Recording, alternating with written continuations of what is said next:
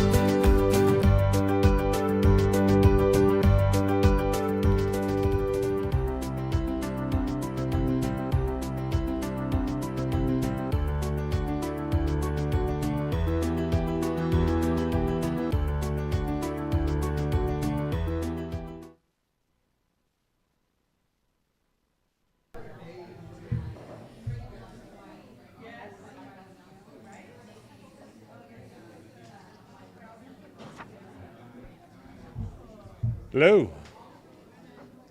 Morning.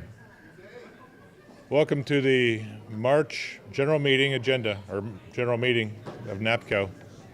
You guys hear me okay? Yeah. Okay, that's probably better, huh?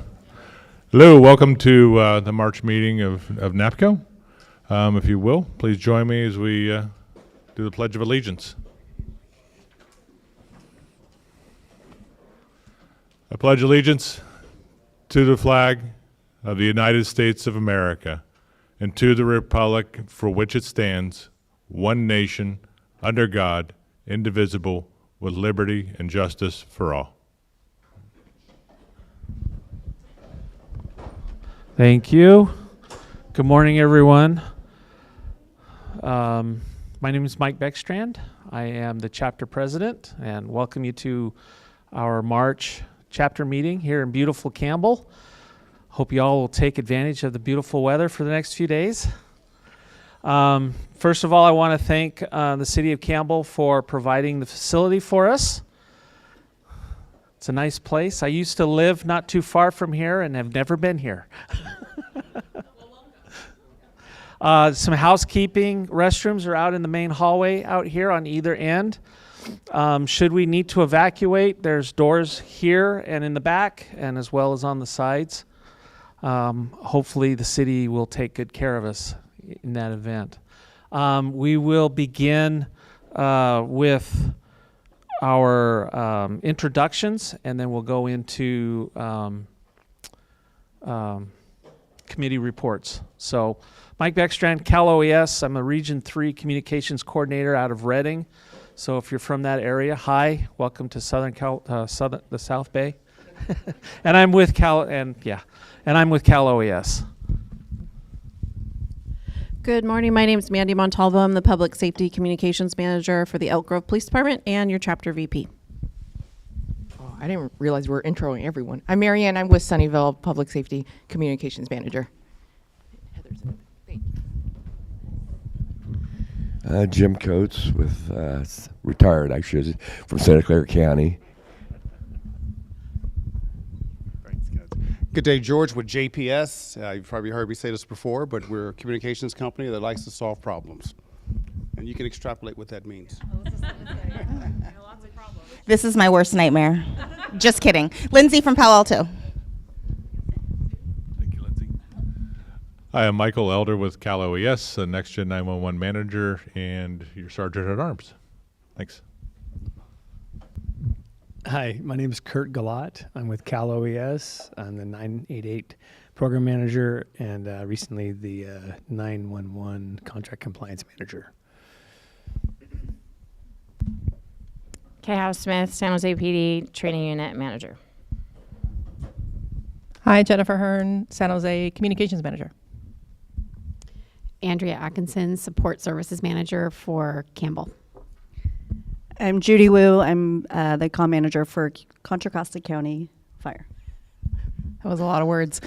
This is Jennifer Kenton, Campbell Police Department. I'm the Communications Supervisor. Thank you. Good morning. I'm Eric Stewart with American Power Systems. We do DC power solutions for telecom, data centers, and utilities. Thank you. Ada Mariotti. I'm with Silky Communications, a vendor out of the East Bay, and yeah, this is my first time here, so excited to learn. Hey, how's it going? My name is Jonathan Pierce. I'm with City County San Francisco Radio Shop and Field Services.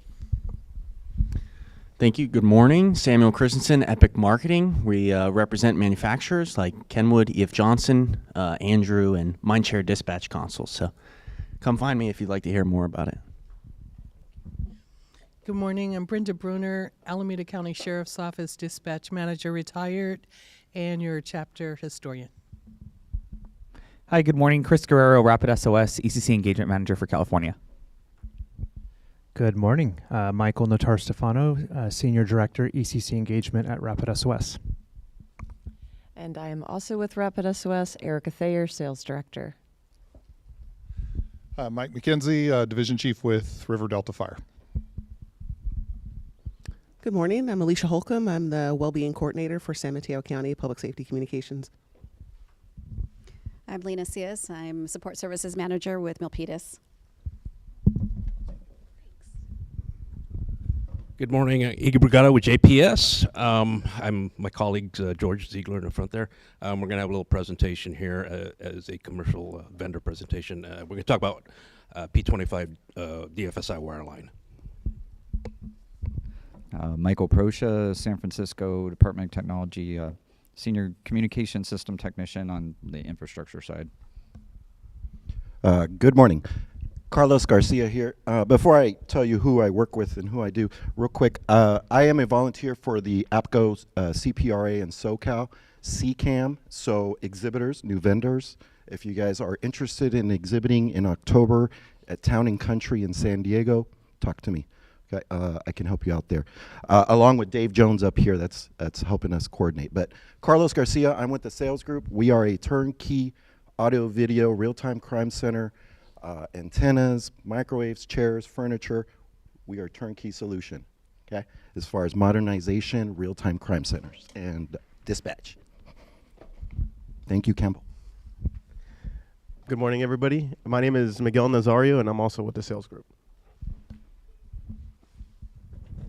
Good morning, everybody. Dan Marcus with RGB Spectrum. We are a local manufacturer of multi-view KVM solutions and command and control hardware for video wall operations and for desk environments. Thank you. Hi, I'm John Polka with L3 Harris. Like JPS, we like to solve problems too. Hi, Debbie Aguilar with San Jose State University Police Department. I'm the dispatch manager. Good morning. I'm Sarah Hamblin, a supervising police dispatcher with San Jose PD. Hi, good morning. San Jose PD supervisor. Hi, I'm Amy Camarillo, San Jose PD Admin Support Unit Supervisor. And Vivian Gonzalez, the Assistant Communications Manager for San Jose PD.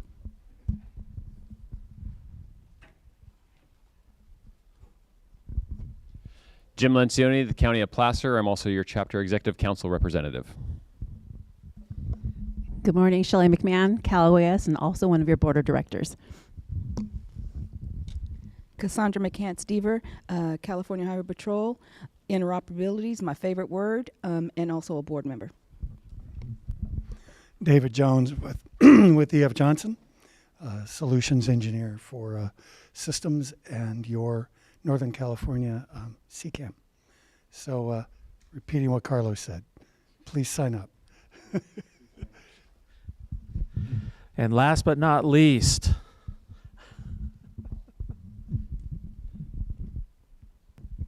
good morning, Carl Grover, City of Roseville, and the immediate past president. Wonderful. Thank you, everybody. Welcome. So at this time, we will move into our committee reports. First up, we'll start with our Awards and Recognition Committee. I don't see Anna here. Shelley, do you have anything to report for awards and recognition?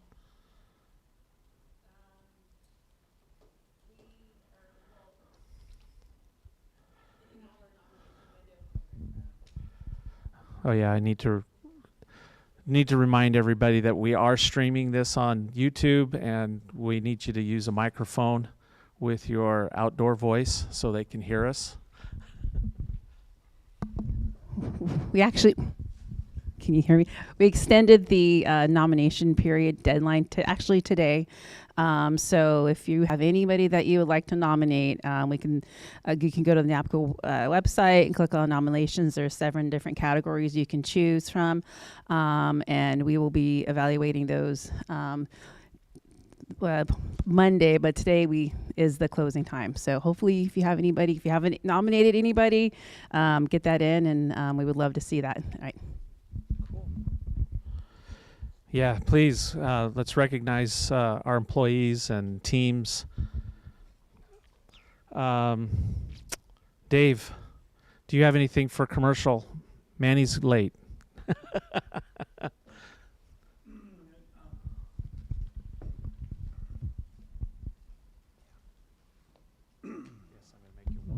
No, that's fine. Okay, Dave again. Hello. Okay, outside voice. On the award ceremony, we are also still interested in anybody sponsoring an award. Is that working? Okay. And please feel free to reach out to me. I got plenty of cards for contact, and I can explain what you need to do, but I believe it's about $500. So we're looking for vendors to sponsor those awards that'll be given out. And thank you. All right. Mandy, do we have anything for the conference? No? Okay. Yeah, just a reminder that the conference is October 18th through the 21st down in San Diego. It'll be beautiful in October, I promise.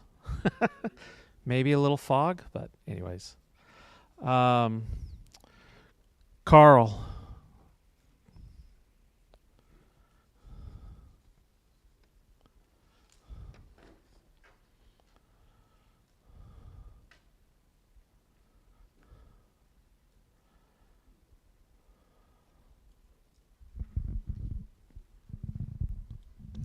All right, so I have two committee reports.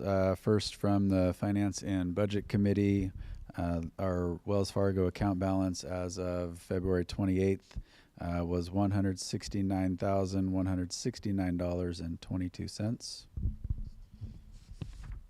And from the Membership Committee, we do have two new members. One person from San Jose Police Communications, Nicole DeZuba, and one person from Carbine, Jeff Zacuto. So those two new members bring our total membership to 795 members for the chapter. If any of you are interested in the breakout of all those different memberships, I have the report here.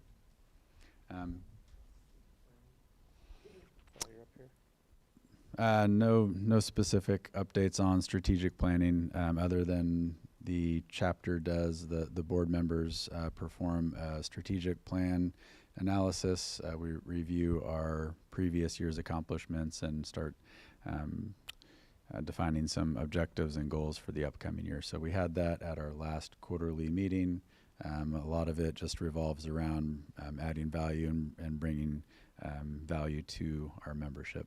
So if you have any specific questions on what exactly that looks like this year, it is posted on the website, or please come see me in the back. I do have a printout of it. Thank you. Mandy, do you have anything for Constitution and bylaws? Nope. Okay. Michael, do you have anything for dockets or the FCC? Okay.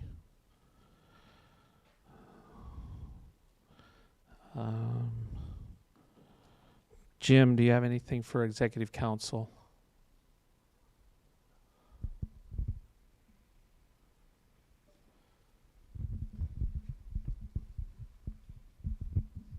Just a quick update on the executive board and what they've been going on for last month.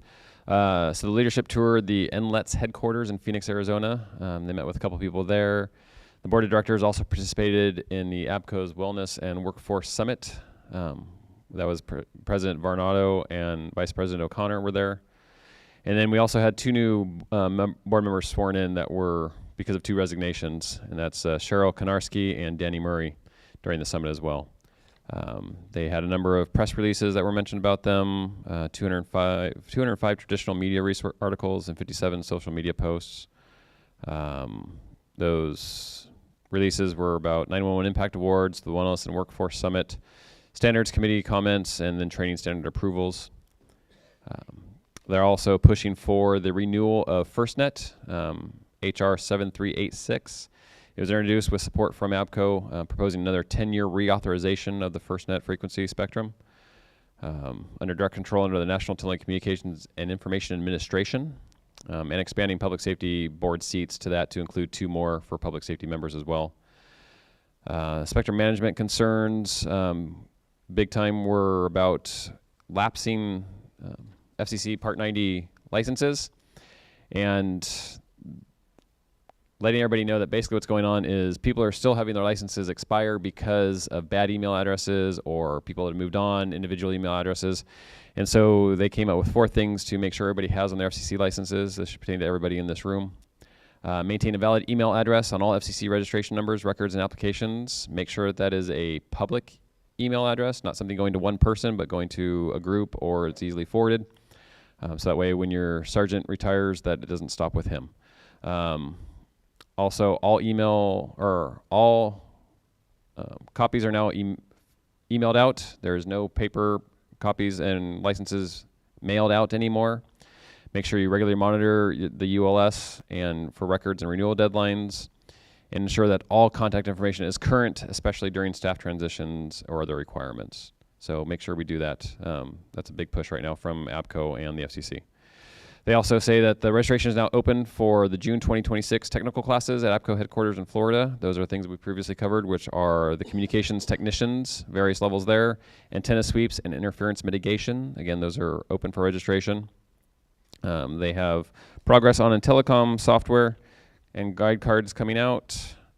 Some staffing updates, retains toolkits, and then the big one is right now, APCO conference's registration is well underway. They are 2% ahead for vendor registrations from where they were for Baltimore. There are, if I remember correctly, 170 exhibitors currently registered for that with 25 sponsors, some level of sponsorship. And then between last year and this year at this time, number of associate members went down a little bit, as well as full members. But the full group members shot up to surpass both of those, as well as online group members. Commercial members stayed about the same.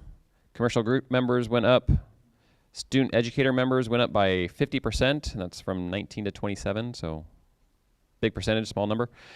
Total membership numbers for APCO International last year at this time were 36,186. We're now at nearly 40,000 members for the association.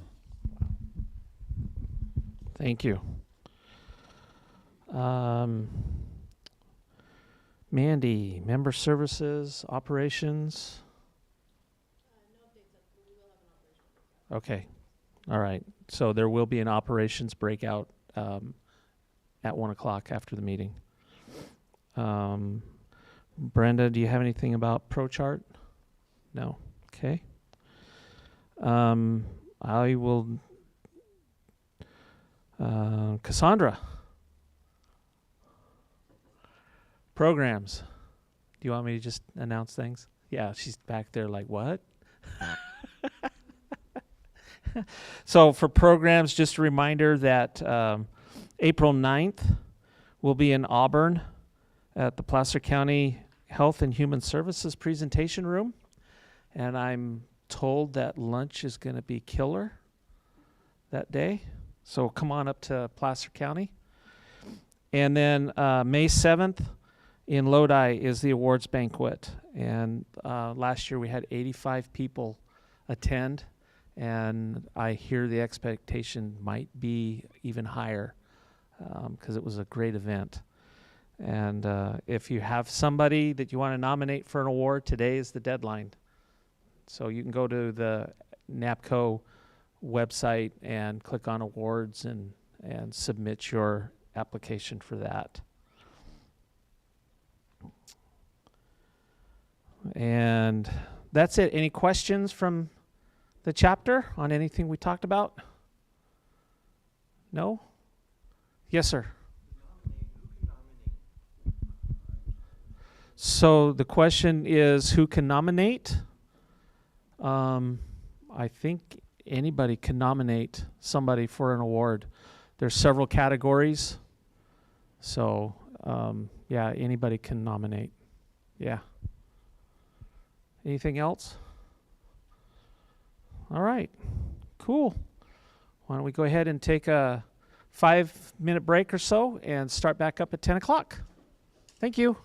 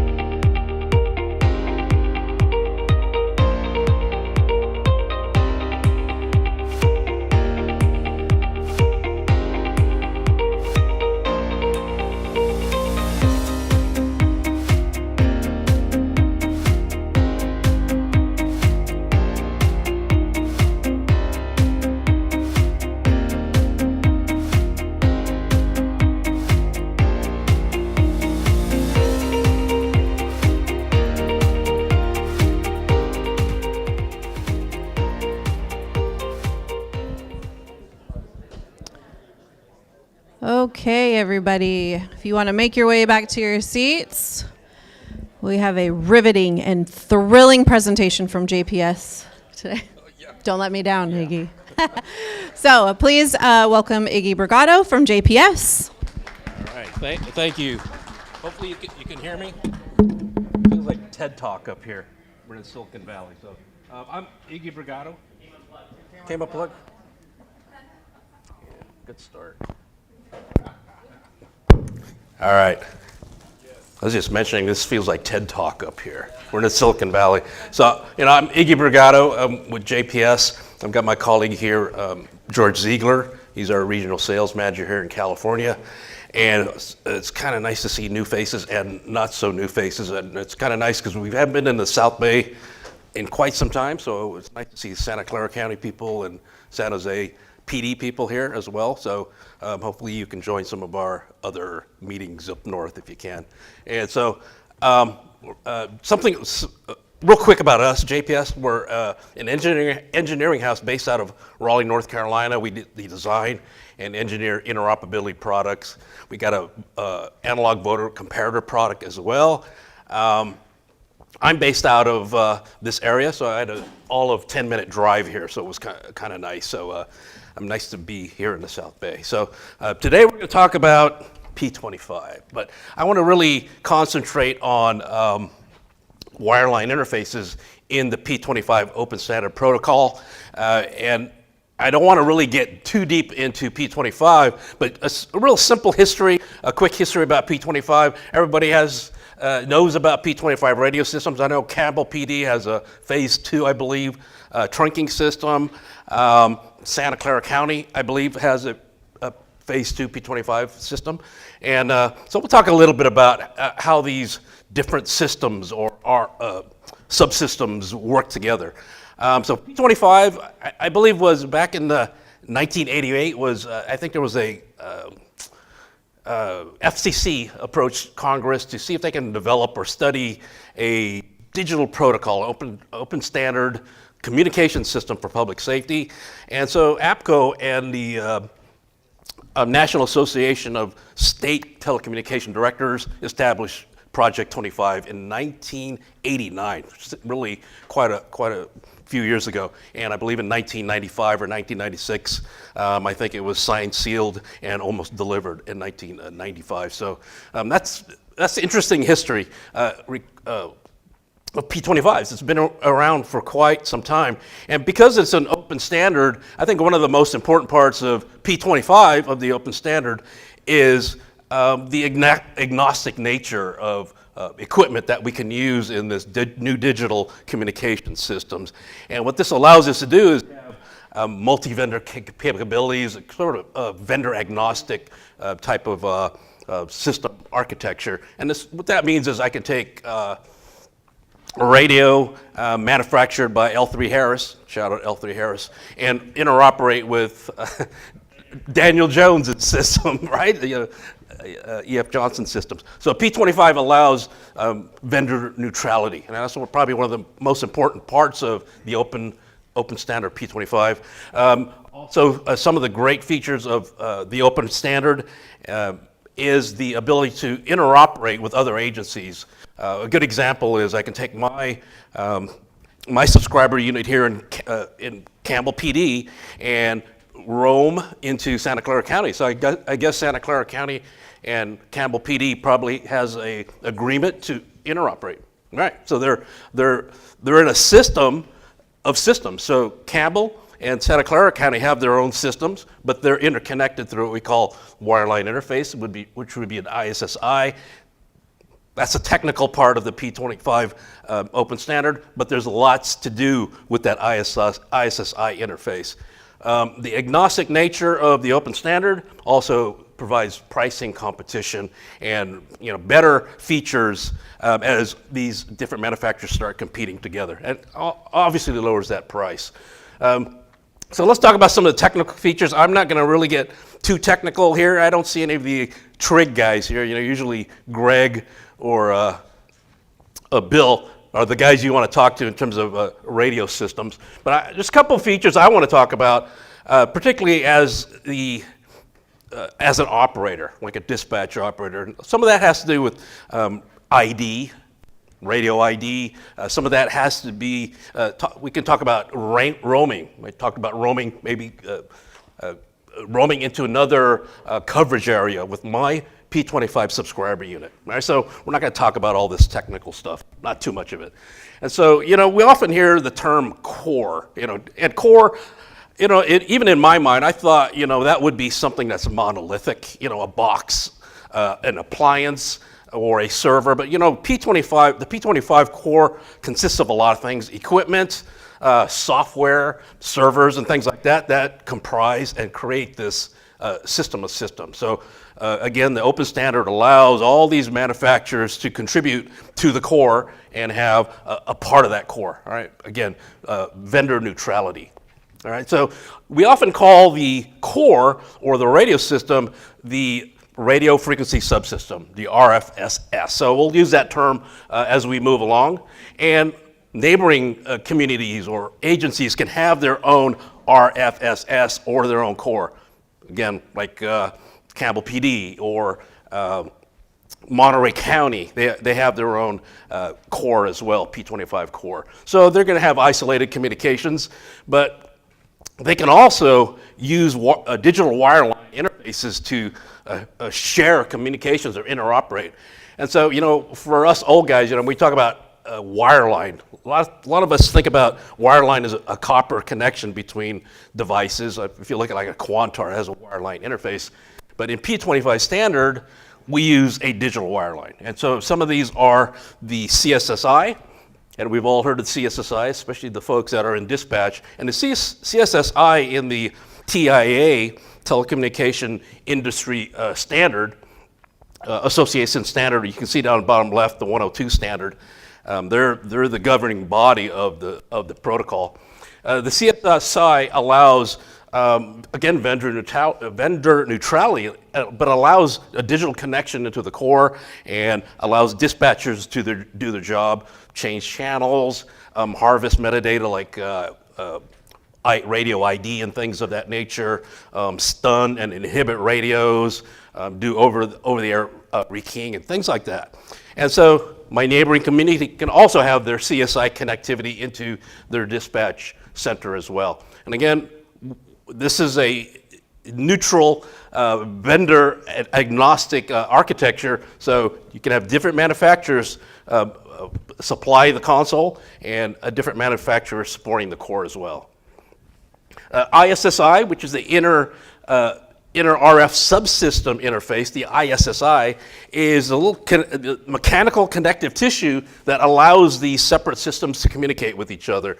And a lot of communities, some communities don't incorporate the ISSI, but if, for instance, Campbell PD wants to interoperate with Santa Clara County, they have to employ an ISSI. So I believe that's probably what they're doing in Santa Clara County here.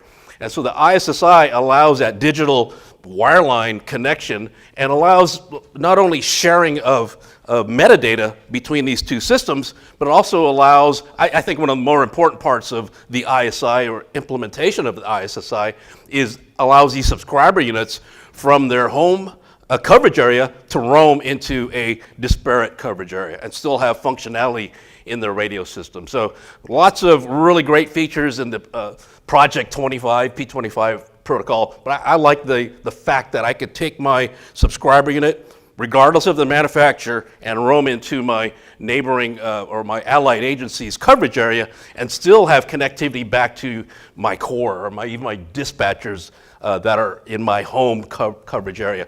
And so mechanically, that's pretty technical. This is not a trivial connection on the technical side of things, but there's a lot of governance agreements, a lot of politics involved in creating that connection. All right, so we have to agree on functionality and what we want to share in terms of metadata and interoperability. And so we're going to talk about DFSI. So DFSI is one of the digital wireline interfaces in P25, but based upon the TIA 102, this can only support P25 conventional communication. So it's really a simple standard, allows P25 DFSI consoles to control DFSI base stations. It's pretty simple, right? So depending on the requirements of an agency, they may need spectral efficiency. Maybe this is not a good fit, but some smaller communities or organizations might just simply need conventional communications. They're not really concerned about spectral efficiency, right? So DFSI simply allows consoles to control and talk to base stations. And so this allows us to use the efficiency and reliability of networks. We can eliminate the use of physical donor radios. And back in the day, you had a console that was paired with a base station. A lot of times that would be just a mobile radio, and that allows us to engage the radio infrastructure as a whole. We're going to do it differently. We're going to do this through a digital link of which comprises of DFSI protocol.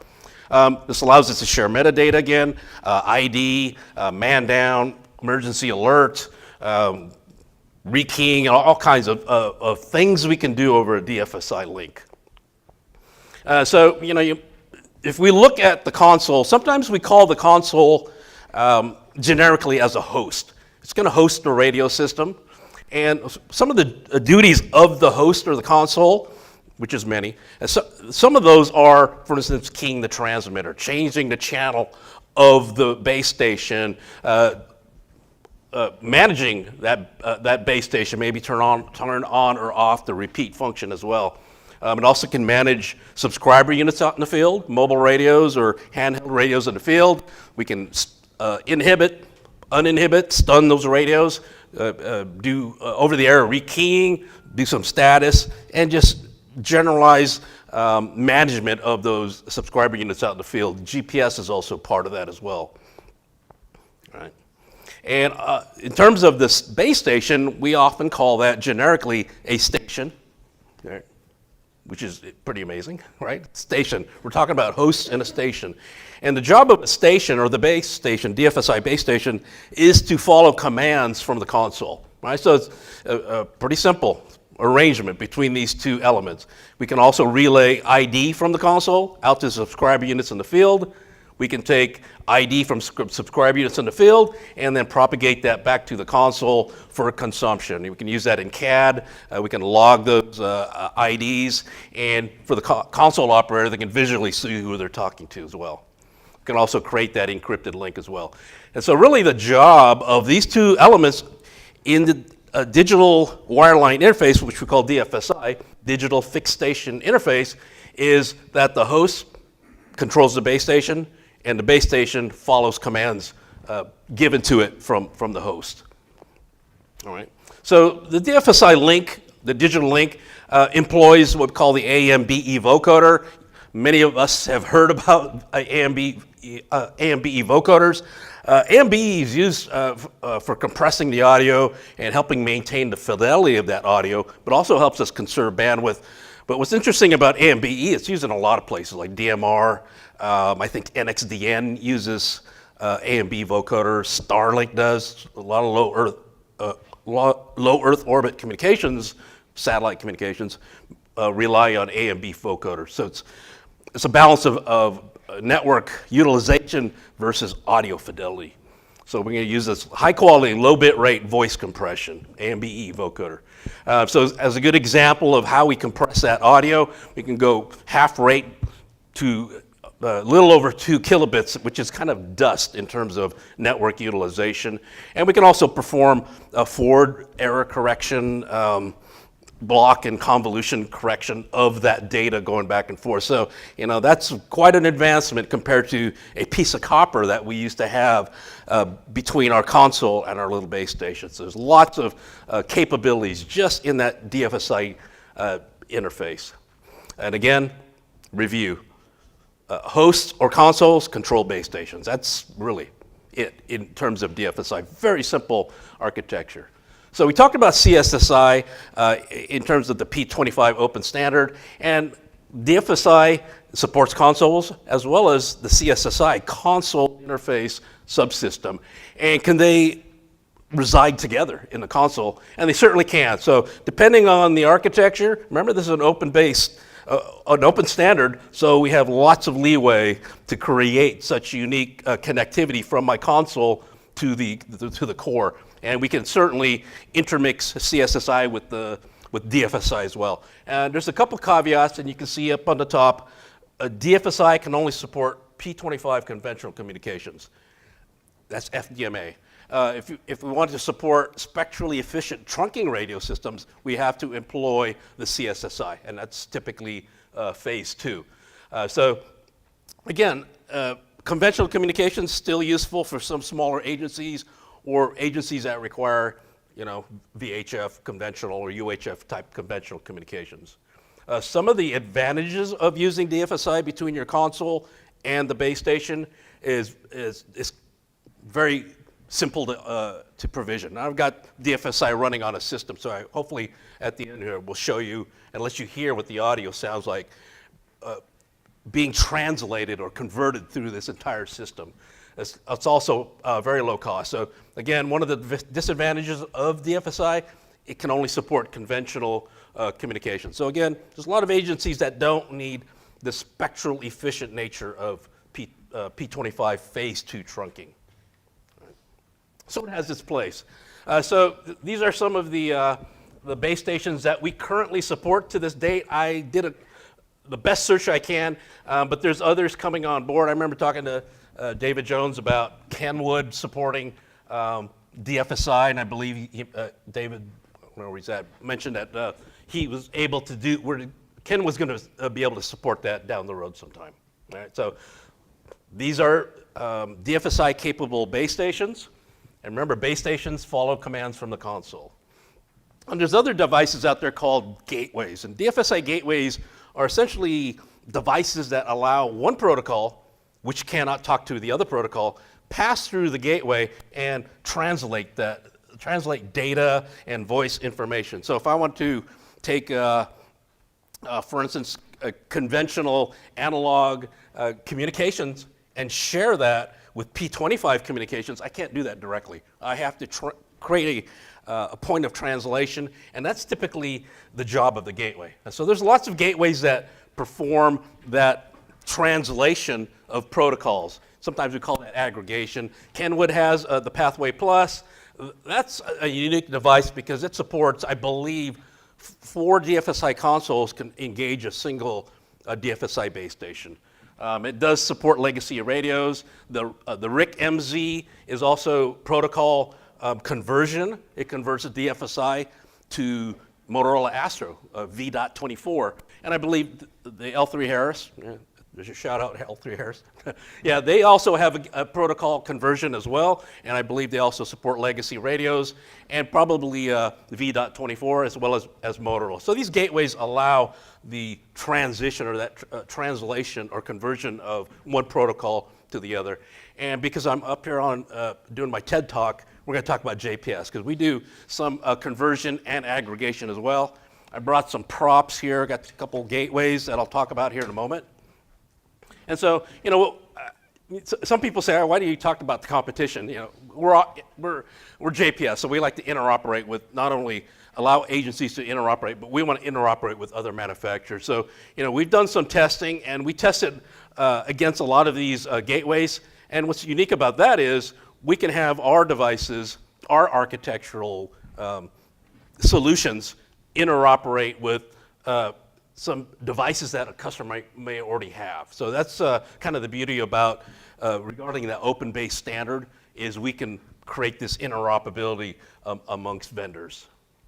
And so one of the gateways, I got one little guy right here, this little teeny guy. This is a Gen 2 RSPZ2. And I just wanted to show you this slide because it kind of shows all the interface capabilities of this device right out of the box. If you look at these little 4 quadrants, you can mix and match any of these transport protocols. We have SIP telephony. In other words, I can assign a telephone interface, assign a telephone extension to this box. I also have 2 4-wire interfaces where I can connect to legacy base stations, for instance, but I also have DFSI. So I can mix and match all these resources 4 quadrants in this little box. Standalone, not internet dependent, not dependent on the cloud. It can stand alone by itself. We also have push-to-talk of auxiliary resources every quadrant, and these are currently the services that we support embedded in the gateway, 0 recurring costs in our box. Right? So there's some others coming on board this year that we're working some development with, and we're also trying to create mechanisms of sharing metadata between these push-to-talk of auxiliary services, meaning if I can employ DFSI, I can probably control those radios in terms of changing channels, harvesting ID from those devices, or even taking ID from other radio systems, converting that information, and then sending that off to push-to-talk of a cellular service users. They can pick up their phone and see an ID coming from a Campbell PD, for instance. So that's one of the beauties of a protocol conversion device like the gateway here that we're talking about. So we support DFSI resources, and you can see in all 4 quadrants, and they can be provisioned as a host, which is a console, or a station, which is the DFSI base station. So here's a good example of how I could provision a DFSI resource in the little gateway here, and it can be provisioned as a station, and to the perspective of the DFSI console on the left, that looks like a DFSI base station, right? So that console's comfortable in that environment. It can send commands to the gateway, change channels, key, send encrypted audio into the gateway, and then we can redistribute that. We can also provision DFSI resources as a host. So in the perspective of the base station, the DFSI base station, it looks at the gateway as if it were a console, right? So we're trying to fool these DFSI devices out around the gateway and give them a perspective that they are communicating with a peer, a DFSI peer, and then they can create this, this environment of aggregation or protocol conversion. Lots of resources. So here's a good example. I can patch a DFSI host resource to a legacy radio. It can be a HF radio for all we care, or an aircraft or an aviation style radio. That aviation style radio can then act as a console and operate a DFSI base station. We can also take that to another level where we cross-connect the DFSI station to a push-to-talk of a cellular talk group, and that talk group will look like a DFSI base station in the perspective of the console. So again, protocol translation, aggregation, allowing disparate protocols to work in a DFSI environment. The larger gateway, larger cousin of the smaller RSPZ2, it's the ACZ1. Pretty formidable device. Mike Beckstrom has a bunch of these. And we have interface modules that can support those protocols as well in 2 clusters. And also there is a 4-wire interface associated with each one of these VIM or voice interface modules in the rear of the chassis. We can connect legacy radios, literally any radio, because we are 100% protocol agnostic. And we can also support DFSI. We have another module called the PSTN module, not a really popular module here in the United States. PSTN stands for Public Switch Telephone Network. It's your analog telephone line that we can engage. There's not a lot going on in terms of what's happening here in the US in terms of analog phone lines. So we don't sell a lot of PSTN modules domestically, but overseas we do. And I actually worked with a Ministry of Defense or a company here in the United States, and they were using PSTN lines in our gateways to share communications on the battlefield. All right, so this was for an artillery group. They don't want to communicate over wireless means. They run field wire. So the PSTN interface was important for their secure communications over copper, which was pretty interesting. There's a lot of resources it can support as well. And so if I fully populate a chassis, I have the potential of supporting 50 to 60 resources. I can support 24 resources in my control processor module. I've got voice logging streams, RTP, that I can send outbound to voice logging recorders. So we're looking at 60 resources in that gateway. All right, so the way we license this protocol is depending on the gateway. So the RSPZ2, we can support 2 DFSI resources, and in the larger ACZ1, we can support up to a dozen DFSI resources. And we're implementing DFSI not only on a software basis in the modules themselves through the digital signal processors, but we also employ the A and B evocoder in a hardware key, which is a USB dongle, as a good example. So we went back and forth in engineering whether we want to do that or embed that into the circuit. We like this because it also addresses our legacy customers that have legacy devices. They all have USB interfaces, so we can then allow them to upgrade their systems that will be DFSI capable. So let's kind of look at how the gateway acts in a DFSI environment.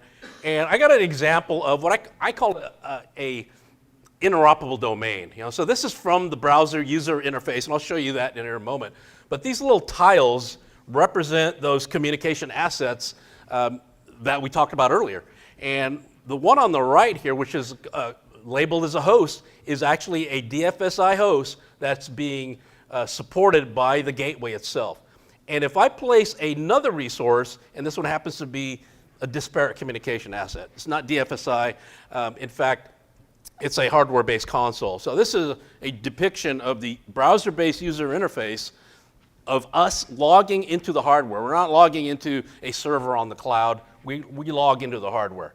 All right, so you can kind of see, all these separate resources could be radios, consoles, SIP connections, RTP connections, and DFSI connections. Right? So we've created this interoperable domain between a hardware-based console that doesn't support DFSI. We want to do a protocol translation or a conversion within this interoperable domain. Right? So non-DFSI console being shrouded by a host DFSI resource. And so what that does, it actually shrouds the non-capable DFSI capable console to act as if it were a DFSI console. All right. Now, looks like I skipped this slide here. Yeah, so then once we close that, close the link with our third-party DFSI base station, we can then now control that base station. In a lot of cases, share ID for my dispatch console. Really, this is a very crude dispatch console. We can map, we can create an alias in the gateway and depict a console and send console information like ID out to subscriber units in the field. This is bidirectional communications, so we can take ID from the subscriber unit and propagate it back into the originating resource, the host resource, and depict or display the ID of that subscriber unit. We can reverse the process as well. We can take a gateway and provision it as a station, a base station, a DFSI base station. I created a similar interoperable group. I've got a DFSI resource paired up in this situation with push-to-talk over cellular. This happens to be Zello. But I can pair it up with a radio. I can have a telephone connection coming into my DFSI source, and that telephone is going to act like a DFSI base station. All right, so I can go ahead and close the link. I got push-to-talk over cellular in this example. I got a DFSI link over the network to my console, and one of our goals at JPS is to reveal that ID at the console level. So we're currently working with all those, most of those push-to-talk over cellular providers to harvest that metadata from their services, and a lot of that has to do with ID. We want to propagate that not only into the radio system, P25 radio system, but also into the console. So we kind of see the protocol conversion taking place within the interoperable domain on the bottom right. Another example is I can take a radio resource paired up with a conventional radio, analog radio. It could be an aircraft radio again. It could be HF radio. We don't care. We're protocol agnostic. And then we can shroud it as a DFSI base station. And then this allows radio systems to map or share ID, not only with the console, but with other radio operators that are P25 in the radio environment. So again, converting DFSI protocol into a different disparate type of protocol. So lots of possibilities, and we can see all these resources are available to us. Push to talk of a cellular quite a bit, and like I said, we're trying to create a communication link between these push to talk of a cellular providers. Again, we want to share metadata to and fro, back and forth. We want to have connectivity into these environments and maybe even change channels or talk groups in, for instance, ES Chat or Zello, for instance, or FirstNet Rapid Response, or all of those that are under the Kodiak umbrella as well, like Wave, for instance. Some more resources, tons of resources.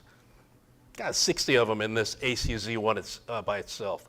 And so let's add something what we call Unity. And Unity is, JPS Unity is really a feature set of our Z-Series product lines, and these are Z-Series gateways. And what Unity does or provides is a way to build a very large distributed wide area system. So I could take dozens of these gateways, disperse them throughout, for instance, the state of California, create a unification using JPS Unity, and all those devices can share resources. They don't have to be in the same location. They can be on Starlink, they can be on LTE, private networks. We don't care. We're gonna manage all these remote devices through JPS Unity. All right. And so one of the things Unity does, again, allows us to form these great systems that are very large. We have a system, a provider out there in Florida, the state of Florida. They have about probably almost 150 of these gateways throughout their state, and they're using Unity and controllers to join them all together to create one statewide system. And so the controller, the JPS controller, is an important part of Unity, and it acts as that management hub. It allows us to communicate with all these gateways, and now it gives us access to literally every resource in the system, whether it's DFSI or some other protocol, and that makes for a kind of unique situation. All right. So we actually have control that takes place in these red little lines, and that's at the hardware level. So we're checking health of all these devices constantly. We're asking the devices, what are you doing? Should I update the system? So there's always communication taking place at the hardware level with all these devices through what we call a messaging port. You know, sometimes we can share communications from one gateway directly to another, and if I'm running maybe over Starlink or load balancing over a contentious network, I can actually drive the ROIP information into the controller and then redistribute. So there's lots of flexibility and leniency in the system, lots of self-healing in Unity. All right, so it's kind of interesting because I did create a interoperable domain. We saw this earlier. We've got a land mobile radio resource paired up with a DFSI source. And remember what a DFSI source is? It's a base station. And so if I employ a DFSI console, it looks at that RSPC2 gateway as if it were a DFSI base station, and that console will say, good, I'm going to control you, I'm going to send you ROIP voice information, encrypted information. But what's unique about Unity is I can send that information or engage another radio system that's completely in a different region. So this is a good example of maybe I might have a task force in Puerto Rico and maybe a FEMA console operator in Georgia, right? There's a FEMA Thomasville, Georgia, I think has a FEMA facility there. And so we can create this synergy between a DFSI console and something that's not DFSI, right? So we create, again, translation, aggregation, and distribution of communications. It's always working. It's self-healing, trying to correct the anomalies in terms of connectivity over the network. And so here's a good example of tiering controllers. And I know Mike Brexer is happy to hear this, but we're going to develop we're actually developing a capability of tiering controllers, meaning I can run a fleet of controllers and regional communications that are linked over the network, and controllers talk to each other, share communications, helps us offload or desaturate the controllers so they're not responsible for too many resources. And so with this DFSI have to do with this? You know, we can create, again, an interoperable domain where I have a source DFSI, which means it's acting as a base station again. I can point a DFSI console to the gateway that's supporting the DFSI host. It really isn't. And then through Unity, I can connect over the network and maybe engage an ICOM A120 aircraft radio, for instance, and do some AM aircraft communications in a completely different location. The DFSI console believes that this is a DFSI base station when it actually isn't. And so there could be some mechanisms involved in the gateway where we can obviously share ID, map ID, but also facilitate some forms of control like channel change, for instance. So again, creating distributed interoperability. So here's an example of a controller. We're logging into the controller and have visibility of all the resources in the entire system. They're fair game. So once those communication resources hits our digital signal processor, it's fair game. We kind of own those communications, and we can now seamlessly share communications by converting the protocol, you know, creating a level playing field. We don't care if you're a radio, an aircraft radio, P25, or a console. We don't care, right? Once you're in our world, we got free reign, and we normalize communications. And so here's a couple examples of P25 communications. You know, I might have a DFSI console, I don't know, in Bisbee, Arizona, that has a DFSI link to Raleigh, North Carolina, which might be in our engineering lab there in Raleigh. But then I can create this DFSI interaction with our gateway. Remember, we're disguising the gateway as if it were a station or a base station. We can also then take a non-DFSI radio that might be in Bozeman, Montana. And I know I was talking to somebody, I was going to shout out Bozeman, Montana.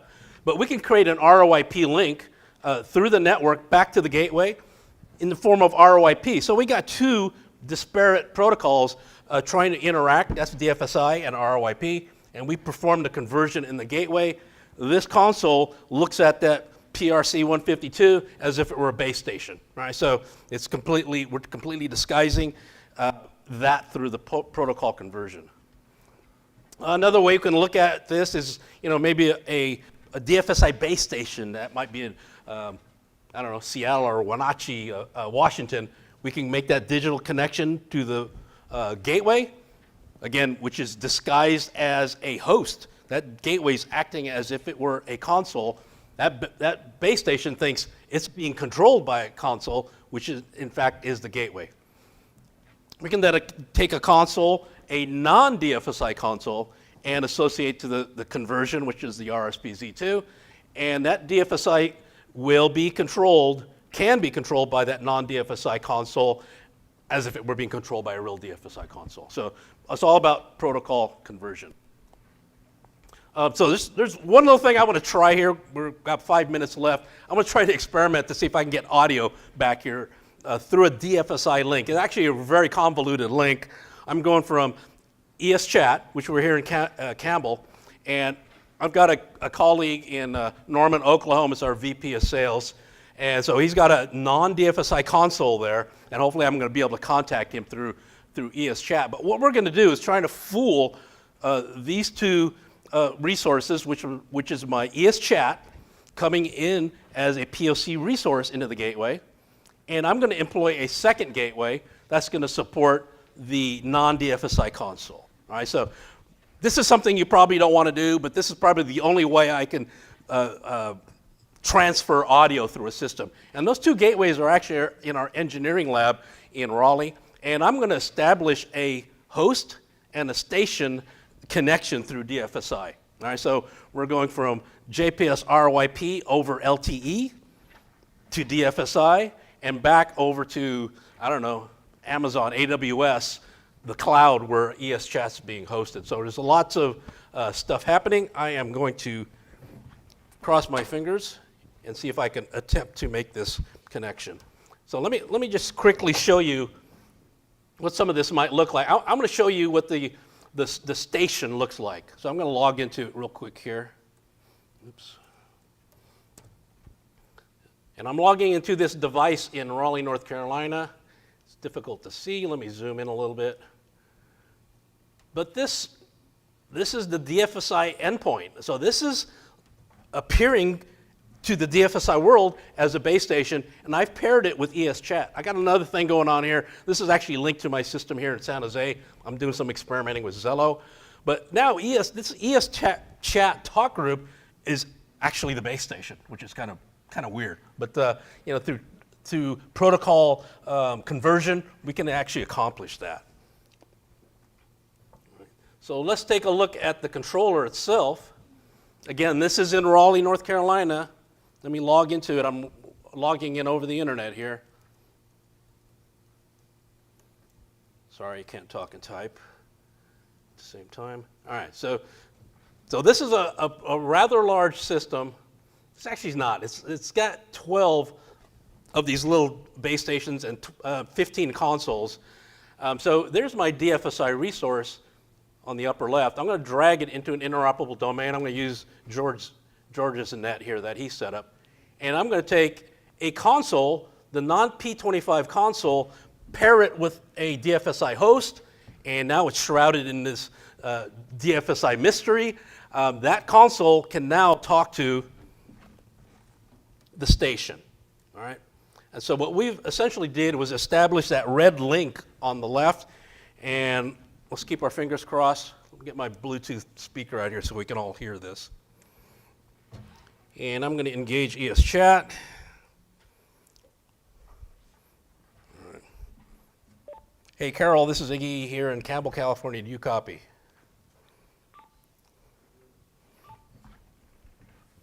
Maybe not. Hello, Iggy. This is Carol. I'm in Norman, Oklahoma. All right, you can see him keying the system.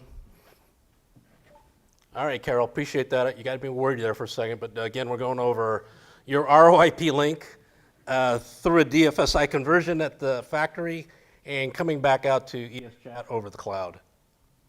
You sound loud and clear.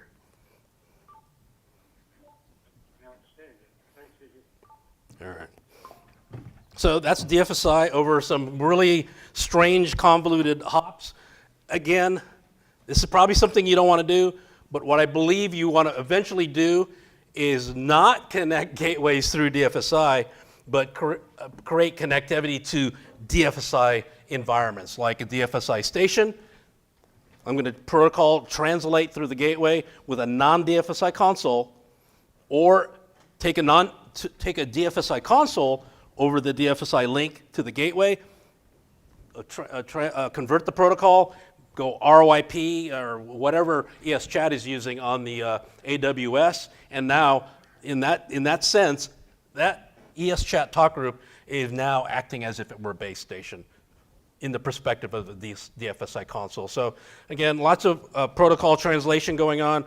Adding Unity allows us to run dozens of these boxes, statewide, nationwide, worldwide, as long as there's a network in place. So that's it. I think I hit my 45-minute mark, and if anybody has any questions, I can address them here or later during a break. I'm here at San Jose, so 10 minutes away. You can contact me if you need anything. Okay, good? All right. Appreciate it. I know it's a lot of info.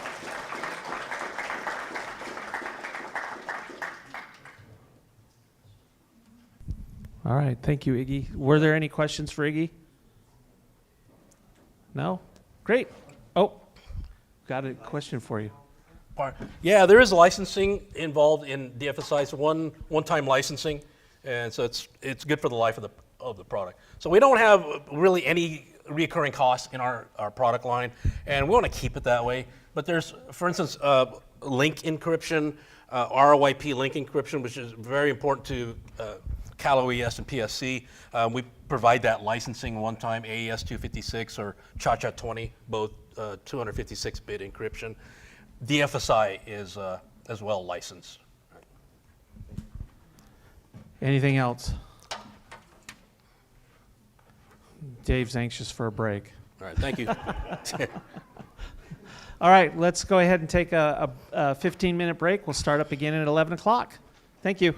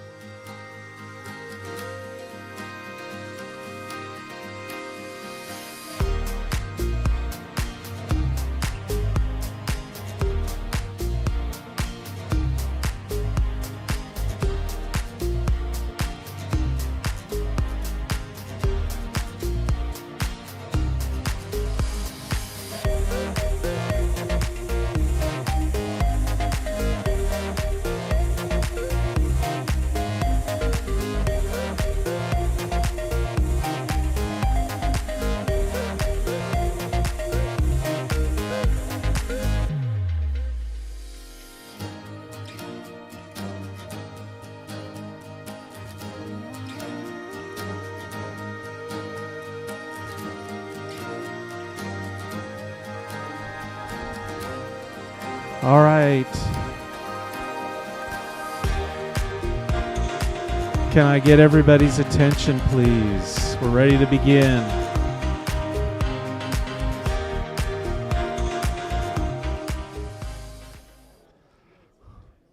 Networking is great, isn't it?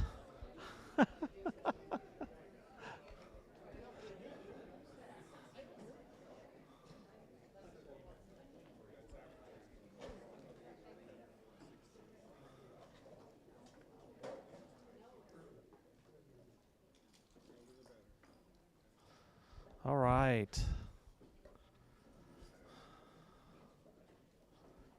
So I'm going to turn the time over now to Shannon for her presentation. Happy to have you here with us. Thank you. So I'm just going to turn it over to you. All right. Thanks. Hello, good morning. A beautiful day out there today. Although, because I'm a dispatcher, I'm suspicious of how nice and quiet it is out there. It's like but we're not in the control room, so hey. But yeah, I was like, oh, it's so pleasant. And I'm like, there's not a lot of people.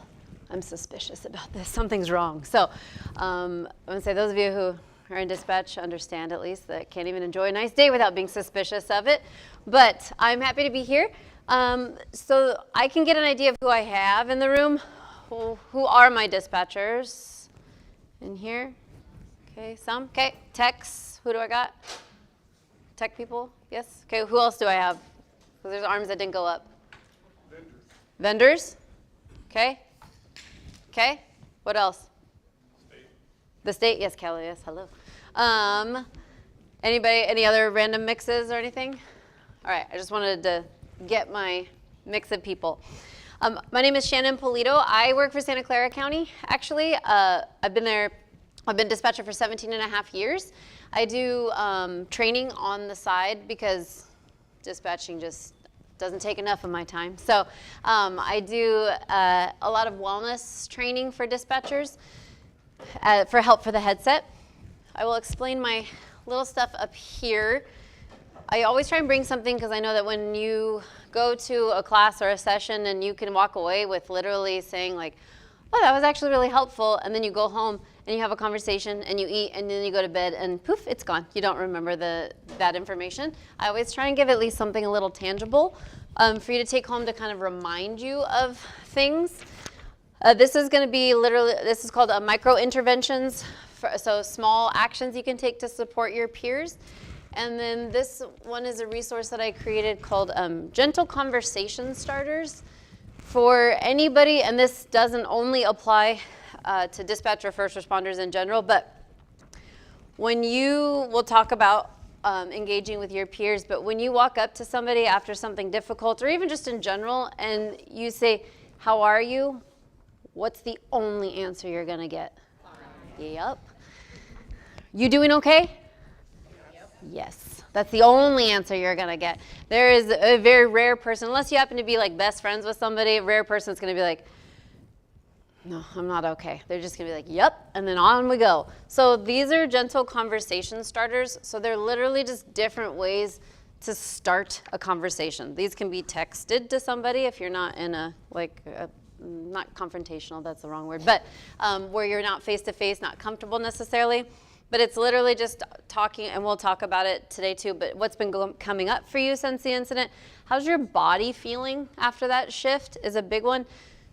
We are trying very hard to shift the idea from shoving it all down and ignoring literally how we're physically feeling to actually engaging with how our bodies are doing. So that starts to shift the language, and we'll talk about the culture shift for language to focusing on how people are feeling. So where are you right now? 1 out of 10. That makes somebody actually have to stop and think. Because if you're passing somebody in a hallway, right, hey, how are you doing? And then you haven't actually even stopped and to wait for their answer. So this one actually gets somebody to stop. Hey, where are you at today? 1 out of 10. They have to think about it and then go, well, why? Oh, they have to think about it. So these are just different things to get you into the conversation. And there's still plenty of people that will tell you to pound sand, but you can't really help that. You're gonna try and work with what you got. This is a Google Drive with all of my peer support resources on it. So feel free to go and take whatever you would like and download. And then my card has my website and my email on it. So if you have any questions, or I have a bunch of different peer support resources. They are very specific generally to the dispatch side of things, but there's a lot of general ideas for peer support as well. So my thing is I'm not an information hoarder, so take anything you want and use it for you. I know because we have a mix, so peer support is a big conversation, specifically with with first responders, where we're trying to make a shift. We've gone a long time where we're trying to shift the wellness and the mental state of our first responders. Still struggling. I would say they did a research 30 years ago about why people don't go get help, and stigma was the response.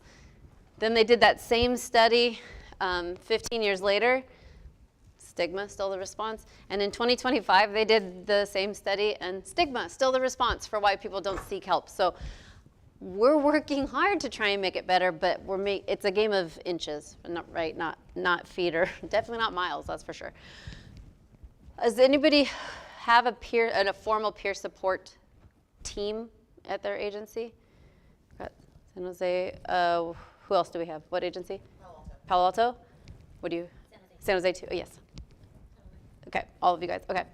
And then I'm assuming techs and vendors, you guys don't have peer support teams? Okay. Self-support. Sure. Us too. That's why we don't need any help. So yeah. We are discovering, hey, we might actually need some help. You guys too, by the way. It's a human thing.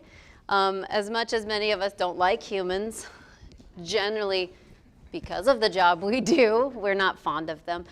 We tend to push back on actually making any connection, and yet over and over and over again, we keep seeing how important social connection actually is for people, specifically and especially at work. We definitely learned in COVID how bad it gets when you don't have social connection.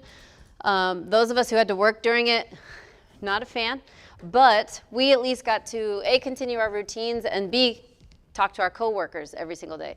Whether we like them or not, we at least got human interaction, and that was significant for mental health purposes.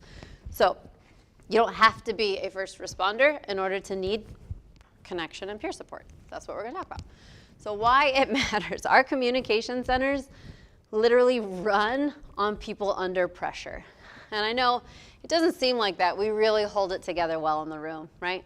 Techs have never come in and been yelled at or greeted grumpily. And certainly dispatchers have never had fights in the room. We handle pressure super well. But actually, it's funny because it's the side stuff that we actually struggle. Like, we can walk into pure chaos, and it's, okay, that's the job. But you touch my keyboard, I'm gonna lose my mind.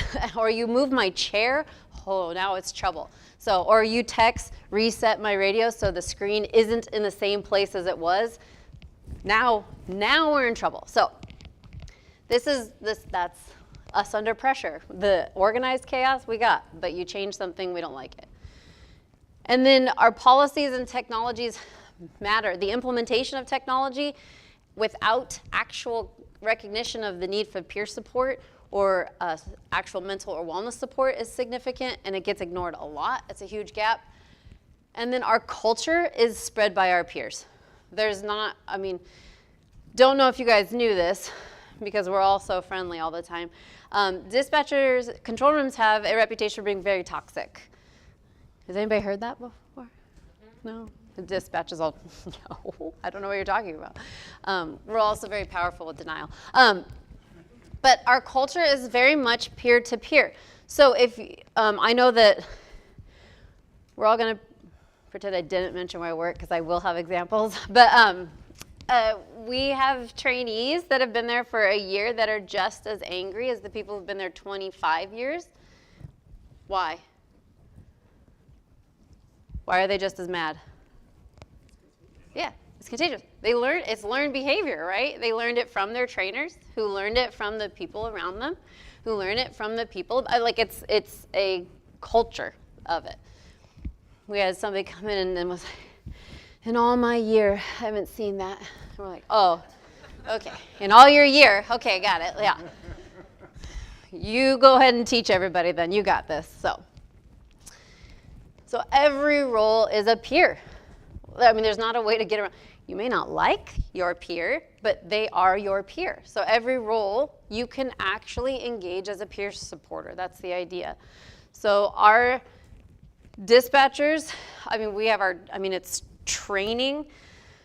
Our supervisors, when you have new supervisor promotions, and I'm sure this is actually across the board, usually you get promoted and everyone says, yeah, you did it.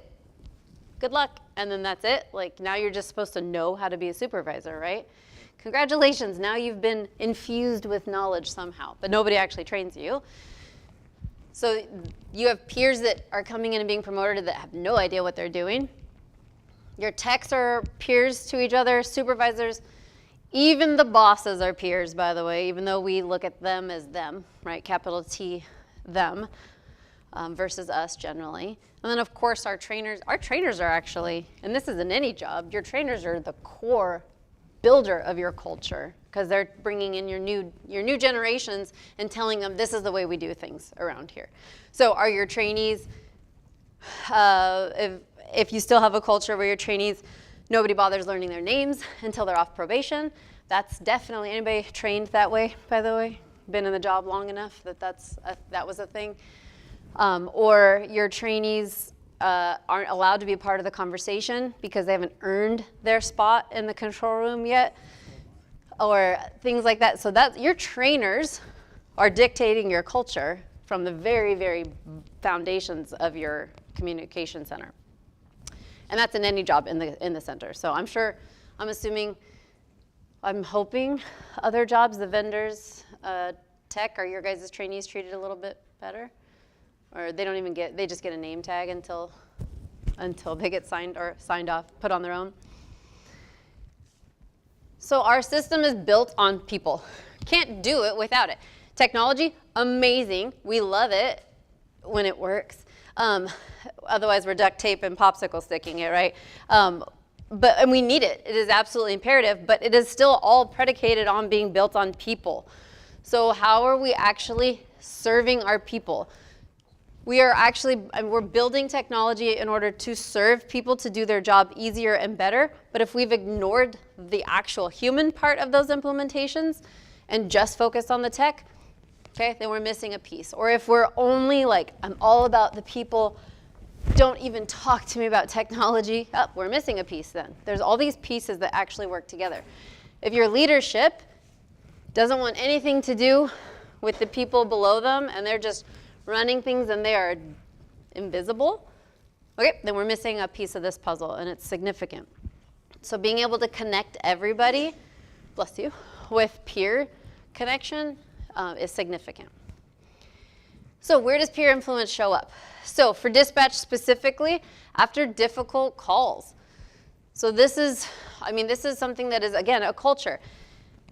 We'll talk about it in terms of psychological safety, but if you have a culture where somebody in the dispatch room takes a difficult call and they go, oh, and they turn to their peer and they're like, that was rough. And their peer says, suck it up, that's the job. Well, they just told you what the culture is in terms of helping. They just said this isn't safe for you to need help, so they shut it down. So peer influence is significant after difficult calls. Checking on people is a shift in culture. We started finally making that shift. I think we went really far in one direction, but it's better than nothing. We had a dispatcher, she took a drowning of a 2-year-old call, and she had to work through CPR. 2-year-old survived, which was amazing, because we know CPR doesn't work that often, actually. Everybody in the room checked on her. That's amazing. That's a culture shift. But what did it do for her? Because everybody in the room checked on her, shut her down. Like, she literally started turning into herself because it was overwhelming after an overwhelming call. We're still tweaking it, but we still now at least have a culture of let's check on that person. And then during major incidents, we all have to work significantly together during major incidents. So those of you who give us our software or our products, and you have a frantic call like, hey, this isn't working during something significant, or when the radios, last night, we were chilling in the control room, we're like, gosh, it's a quiet night. And we started getting calls from every agency in the county saying, hey, our radios aren't working, are yours? And we're like, yeah, of course they are. And we're like, it's just quiet tonight. And then we go out a couple times, we're like, nope, ours aren't working either. Okay, didn't know that. So a tech comes running into the room and he's like, I know about it. And then he's like, we're fixing it, and then ran back out of the room. So we had no idea there was a problem until he popped in, and then all of a sudden all the agencies in the county started calling. And even some of our dispatchers were like, why are they calling us? Like, everything is for the whole county, like here up in the building. They're like, oh, neat. So even our dispatchers don't know, hey, call us if you have the problem. We're just like, Gilroy, that sounds like a you problem. So hang up the phone. So, but he ran it. We assumed that they accidentally kicked something that they weren't supposed to. But I think it was a transfer of something. But so when we have a major technology, it was literally, I mean, were any of you working last night, by the way, when the radios went down? Yeah, okay. What do you do in that moment? It's, we don't have a radio. Like you kind of panic. Luckily, all of our systems have failed before, so we had a backup system ready to go. But at that point, when, I don't even remember the name of the software, when they did their worldwide update and all the computers shut down, I had a trainee on the channel and her screen went blue, and she just stood up and was like, Shannon? Yep, all of us are blue too. Let's go into it. I'm gonna say we've all been there with a paper and pen, right? Like, or just blindly broadcasting out to them, hey, we've got nothing. Stress levels go way up. We handle it, but stress levels go way up. Techs, I say, where are my techs again? When you have your failures, what happens? What's the aftermath of it usually? Okay. I say, are people good about it, or do they blame you guys or get mad, or are they actually like, thank God you were here to fix it? Yeah.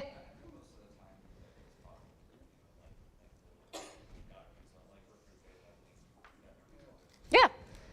We don't do that. Like, we just are on that side of the radio. We're like, I don't know what they say after. That freaking guy. Yeah, no. It's usually like, thank God, because I don't even know. Like, our day shift is very familiar with our techs. Night shift, no, right? Because they're gone by the time we get in there. We don't know who they are. We're like, who's that guy in the hallway? They're like, that's a tech that's been here 20 years. Oh, neat. Okay. Like, the sun's up, so I'm not used to this time or whatever. So, but this is when so then you guys get to have peer support too. Like, hey, that was crazy. Everything went down. We fixed it. That's great. Let's move on. So it's not, you don't get stuck in it. So this is where the peer influence shows up. And then organizational change. Don't we love it when all of leadership changes or shifts all at once? Or, I don't know, let's go with the county. All of a sudden our flock systems are gone. And we have an organizational change driven by politics, right?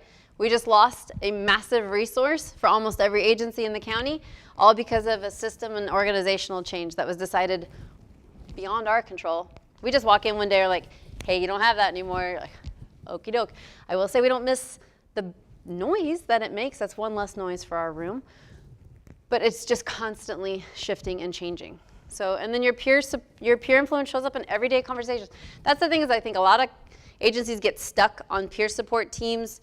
And even if you don't have a peer support team, like, why would we need one? We are fill in the blank. We are a company. We are tech. We don't go through some of these things. Yeah, but you're human, and you go through normal stresses plus the job stress.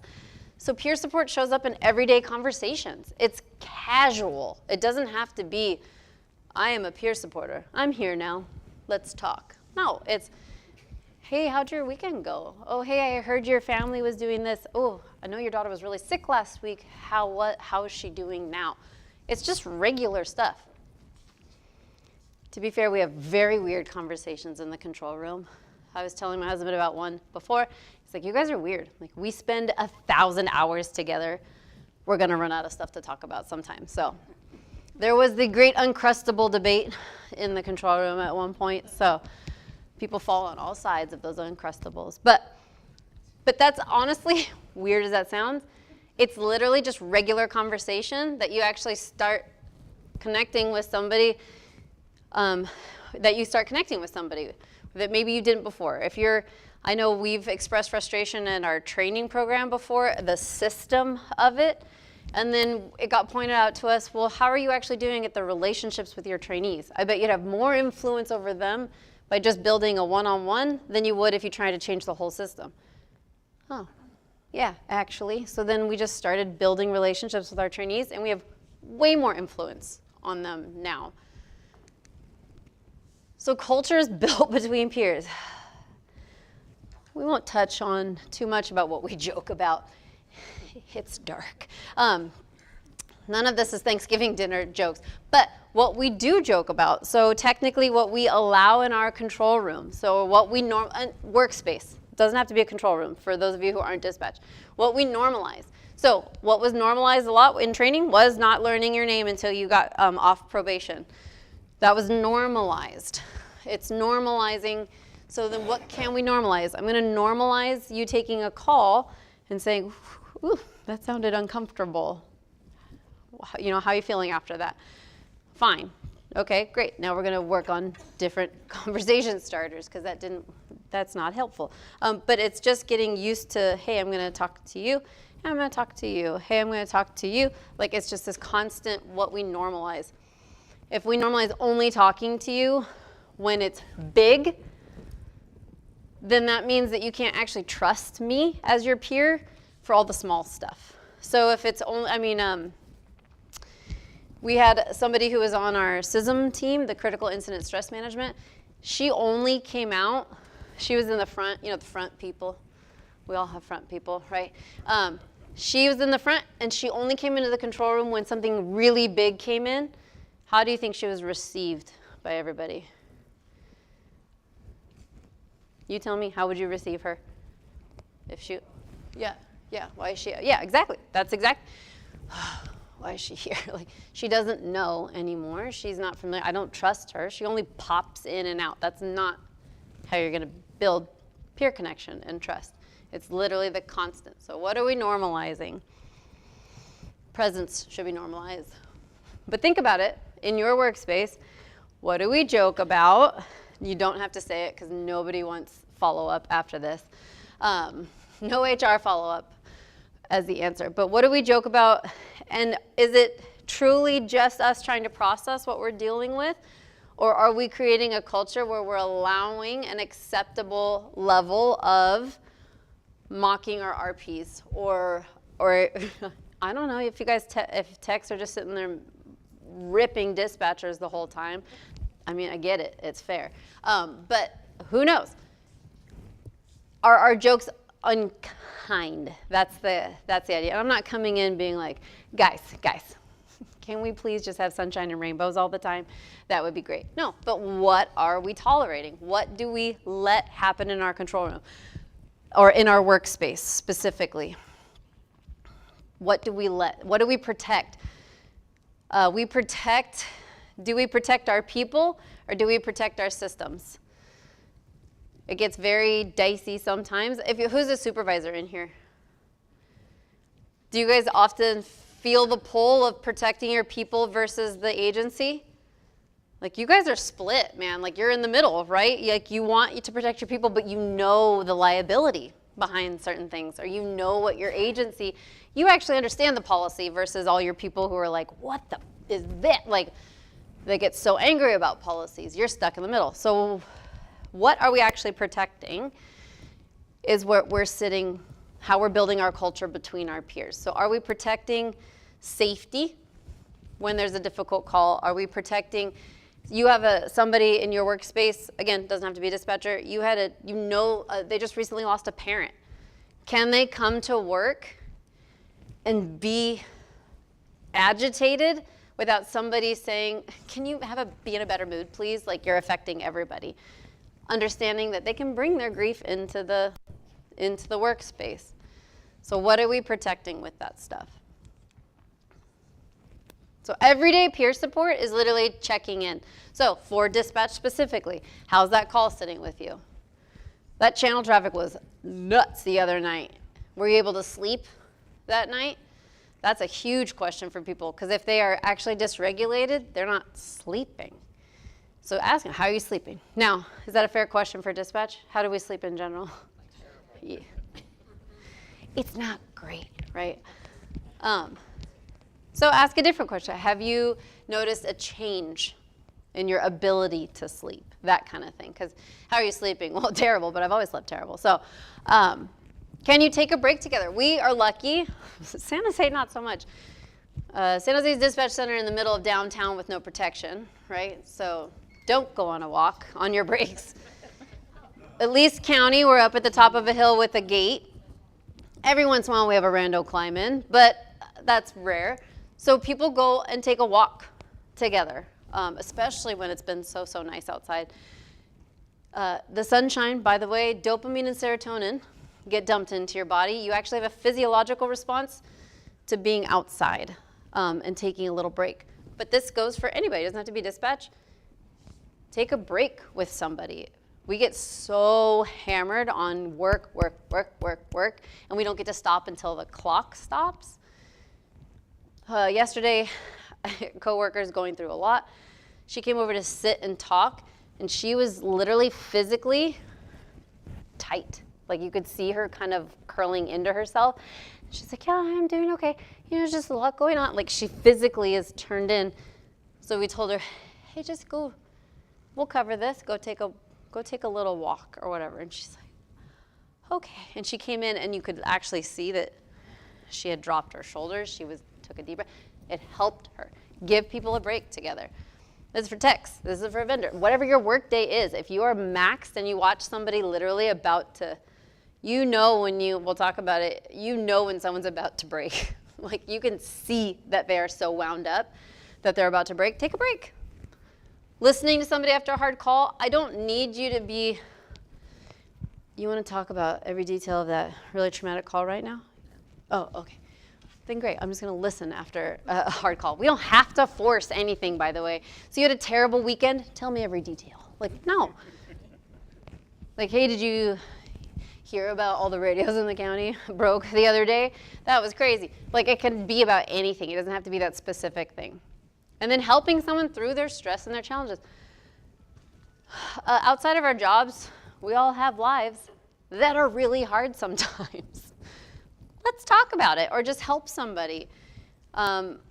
When there are deaths in the family, are people organizing meals for the family? That's an old school.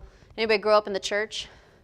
Yeah, that is the old church way of doing it, right? Casserole after casserole. But that's a real thing. You're actually addressing human need without having to address their emotional capacity at that point. Our version of it these days, technically, is we send them a DoorDash gift card. It works, right? Like now you don't have to think about dinner tonight. Here's $100. Great. So you've taken something off their plate. So that's literally just helping them without having to sit down in a room and like get the eye contact and be like, how are you feeling? Like that's weird. Even just me making eye contact with somebody made half of those people uncomfortable. So, because we don't like full attention. So we affect cultural peer influence. We shape help-seeking behavior. How safe is it for people to need help? If it is unsafe, your culture will not allow it, essentially. So if you have a peer support team and nobody knows who's on it, okay, then there's a problem. If you have a peer support team and nobody trusts the people on it, you don't have a peer support team. You have to be able to shape your help-seeking behavior. And I'm not saying we do it perfect, trust me. I'm just saying what we did was our peer support team made a newsletter. One of them was specifically healing out loud, and we all shared our own personal experience with therapy. So each of us put our story in there. Say, hey, this is what I did. One of us shared her experience with finding the right medication to help her mood stabilizing. She's still crazy dispatcher, don't worry. But now imagine it without medication. But she had people come up to her and was like, oh, okay, I need that too, but I didn't think it was okay here or whatever. So we just put out there, hey man, Therapy is good, we like it. So here's how it's helped us. So we're trying to shape help-seeking behavior. Supervisors, if they see somebody going through something difficult, they notify a peer support team member, hey, you should probably check on this person. We shape peers, shape trust. If you walk into your workspace and 3 out of the 4 people you don't have any trust in, how anxious are you every day when you go to work? It's significant, right? You actually have physical feelings of anxiety, or you dread work. If thinking about work, and this is anybody in their job, if thinking about work gives you acid reflux, heartburn, ulcers, migraines, chronic muscle pain, pits in your stomach, you want to cry, you dread on your Friday, you dread your Monday already, your body's telling you something about your job, and most likely the people that you work with. They're done, I don't know how many studies. They've spent millions of dollars to tell us, hey, did you know it's really important that the people you work with matter?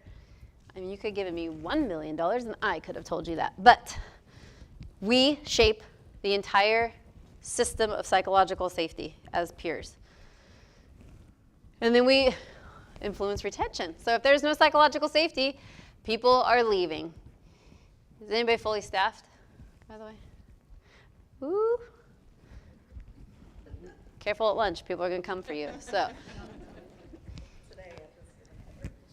today? Oh, it could change, yes. Well, we know everybody gets pregnant at the same time, right? So it's a weird thing, weird phenomenon. All of a sudden, now you don't have any staffing. So, but if people don't feel safe where they work, they will not come to work. They will call out sick all the time. They will quit. They will find another place to work. They will leave the job they're in. Especially, let's go generationally. The new people coming in are not joining us for 30 years, right? So the moment they feel like they are unsafe, they are gone. Because why? Why would they stay? Which is a great question. Why have all of us stayed? When maybe sometimes we shouldn't have. We all work with people who should have quit 10 years ago, right? Like, we know those people. We're hopefully we're rotating them out, right? Like, that's the goal.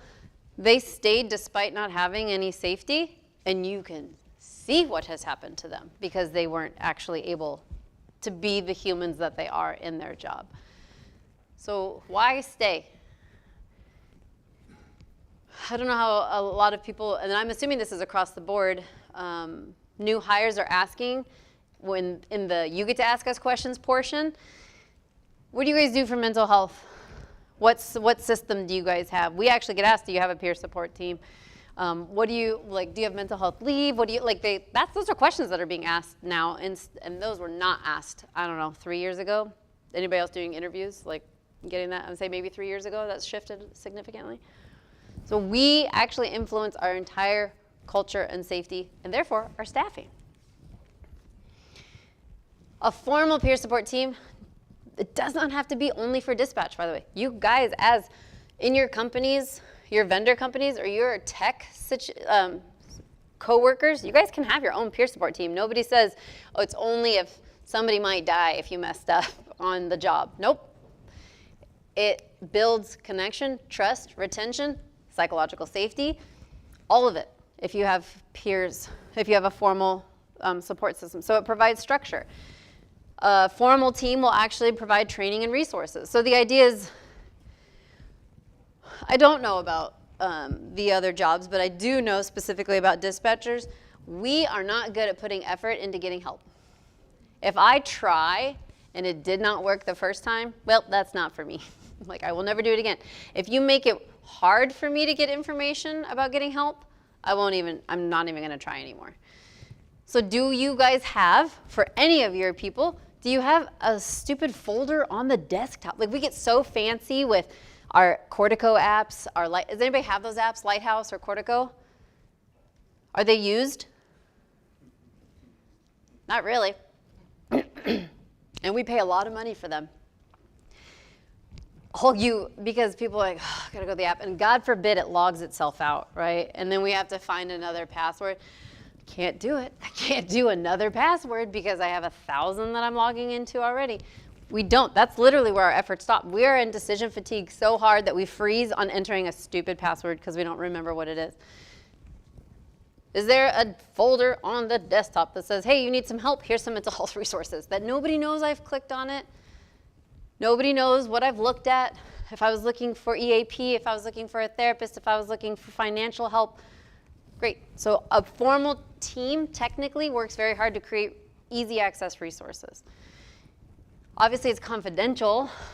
If you have a formal, I mean, it should be confidential peer-to-peer anyways, but if you have a formal team, it's literally, you're protected with confidentiality. If you take a post-certified peer support class in California, you are actually protected under the same laws that priests would be under confession laws, where you are not, you cannot be compelled to testify with what somebody tells you in a peer support conversation. You're also protected by liability, from liability, just so you know.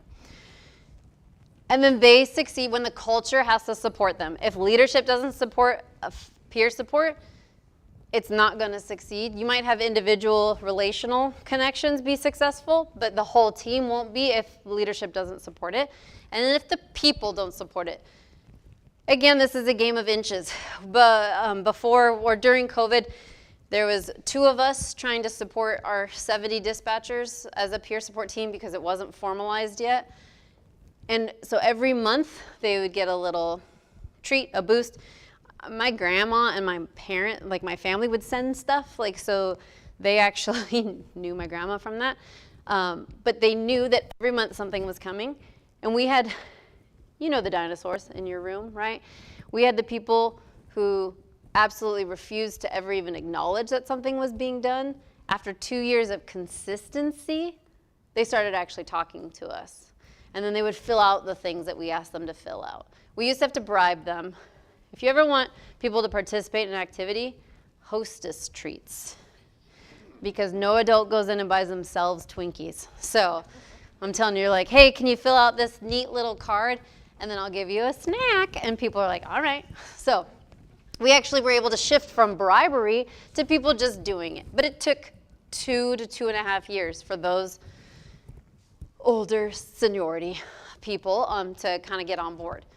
Now they actually support it and they're good to go. I'm not saying that they're like enthusiastic, like, hey, everybody, peer support's great, this is wonderful. We don't do that, but they'll actually participate and they won't actively work against us. That's something where you don't actually have people working against you. We notice the change in people first. This is your coworker, it doesn't matter what job you're in this room. You're gonna know when your coworker is off before anybody else is gonna know. If they are normally generally cheery when they come into work, and I'm not saying you have to be shooting rainbows out your eyeballs or whatever, but you just come in and they're generally okay, and then all of a sudden they're just not. They get really angry for dumb reasons. Something doesn't happen right, an email doesn't work, the computer doesn't work, and you hear a keyboard getting banged on the table. Nobody does that though, right? It's definitely not a sound we hear in our control room. You notice first. Are they calling out all the time? Are they really fatigued? Are they so quiet now when they've been pretty chatty most days? Are they super angry or super dark? Like, well, it doesn't matter anyways. Like all of a sudden you see a shift from like, yeah, work, you know, it's crazy, whatever, and all of a sudden nothing matters.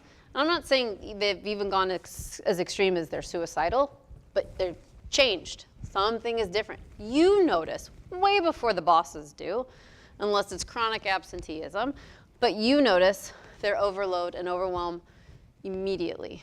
When you're in the control room, people who are polite and professional on the phone all of a sudden are real rough, and you're like, that was a little rough.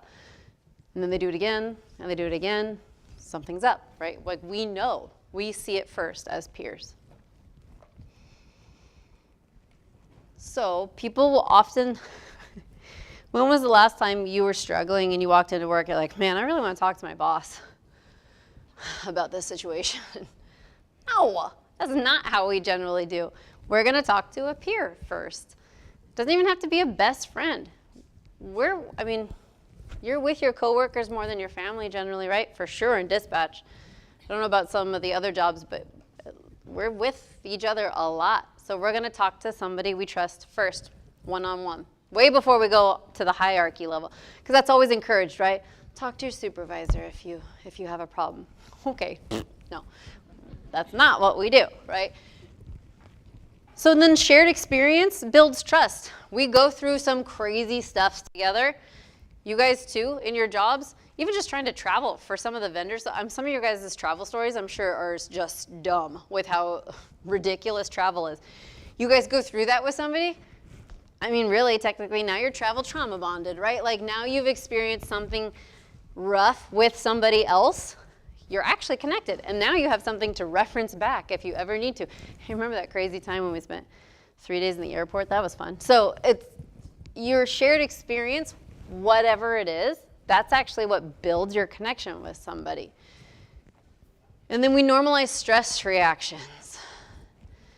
The banging of the keyboard's a little extreme, but when somebody is literally dysregulated, we get to tell them, whew, yeah, I am too. Like, this is crazy. Let's go take a walk. Let's go talk. Let's go have coffee. Let's go do whatever. Like, we get to actually help normalize that stuff. We have a problem. I think it's maybe a human problem, but certainly in first responder world, we think we are terminally unique. We're the only person who has ever experienced this situation ever in the world. So God forbid we talk to somebody about it because they won't understand. But this is literally where your peers are the ones that understand. Our peer connection actually affects our ability to do our job. If I'm coming in and I am struggling and I'm turning inward on myself and I am cranky, I am cynical, I am resentful, I am rude to the people on the phone, I am missing radio traffic, I'm doing all these things, my ability to do my job is actually being affected. Then if I have somebody who comes in and talks to me about it, and again, it doesn't have to get weird and like really deep about it, but just, hey, I've noticed you seem a little different lately. What's happening? Is very different than, look, you're really sucking lately, so what's up?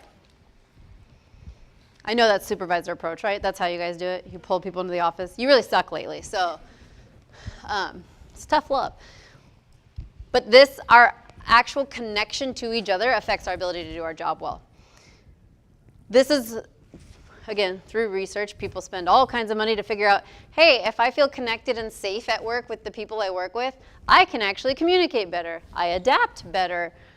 I'm good at problem solving. I have less errors, and I might stay. Like, they've literally figured this out. And yet, by the way, we still have agencies that refuse to even consider peer support as an option, even though this is what you're going to get out of it. So what we're exposed to, we are exposed to, of course, traumatic calls for dispatch, and we stack it. So it doesn't even have to be one traumatic call. What are our shifts? Ours are 10 to 15 hours. What do you guys have over there? 14, 10? Yeah? 12s? And then you add overtime on top of it, so 16? Okay? It's not one day where you have a difficult call. It's every day, maybe for 16 hours. Depends on how busy you are. Is every day somebody dying? I mean, yes, but maybe not while you're on the phone, right? Okay, that's fine, but we stack it. So that's our stress. And also our stress is what's going to happen today. Is today the day? Let's see, our county's had 2 active shooters in 7 years, right? We don't get to say it doesn't happen here anymore. Is today the day the drones come over and California blows up, right? Everybody's talking about it. I'm like, I don't have the energy to worry about that. Where are we eating dinner today? Like what are we ordering from DoorDash? But that's literally, we come in primed for, is today the day? Is today the day the radios go down? Is today the day the officer comes up on the radio screaming and I don't know where he is? Is today the day? But we don't come in like, oh, you guys, it's heavy. Is it going to be today? No. We're like you, don't like you. What are we getting for lunch? That's literally because that's just work, right? That's just work. But that's what we're stacking. So that's what we got. Text. You guys have literally us We rely on you to do your job to be able to do ours. So today, are we going to worry about somebody running in and being like, we know what the problem is, we're fixing it? Or are we going to know that everything's going to function well today? You guys don't know either, right? I mean, how many times have you literally left at 5 and at 5:06 you get a phone call? Hey, can you come back? This thing just broke, or this alarm's going off, or this light doesn't make sense. Something smells weird in the computer room, right? It's literally constant. And then the people in charge, you're in charge of the dispatchers and the techs and the people who are doing that. Like, you were literally in charge of everybody. So you have the pressure of protecting everybody and yourself. You get forgotten about a lot.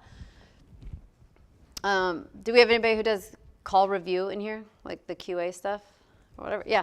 So then you have the added layer too of now you have to hear everybody's calls. You get to do nothing about it. And hopefully it went well. That's basically, so now we've added that stress onto it too. So this is what we're exposed to every day. Why aren't we talking to each other? This is so much. And yet we turn inward and we isolate. Nobody understands.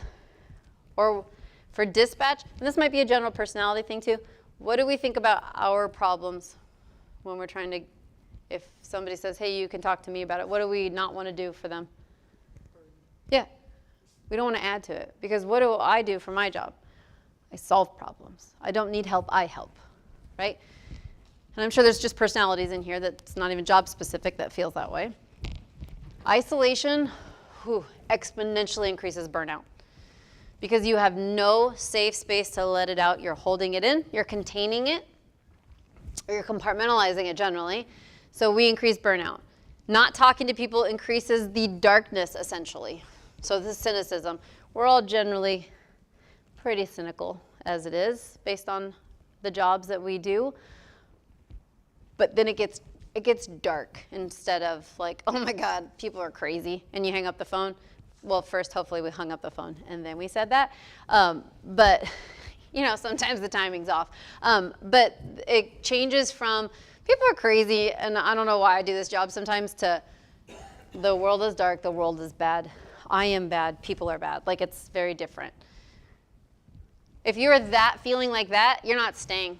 You're gonna go. You can't do this job. It's unsustainable. If you're in this space, this job is unsustainable. Any job is unsustainable. But if we're going to keep adding to it, then it becomes problematic. Connection regulates stress.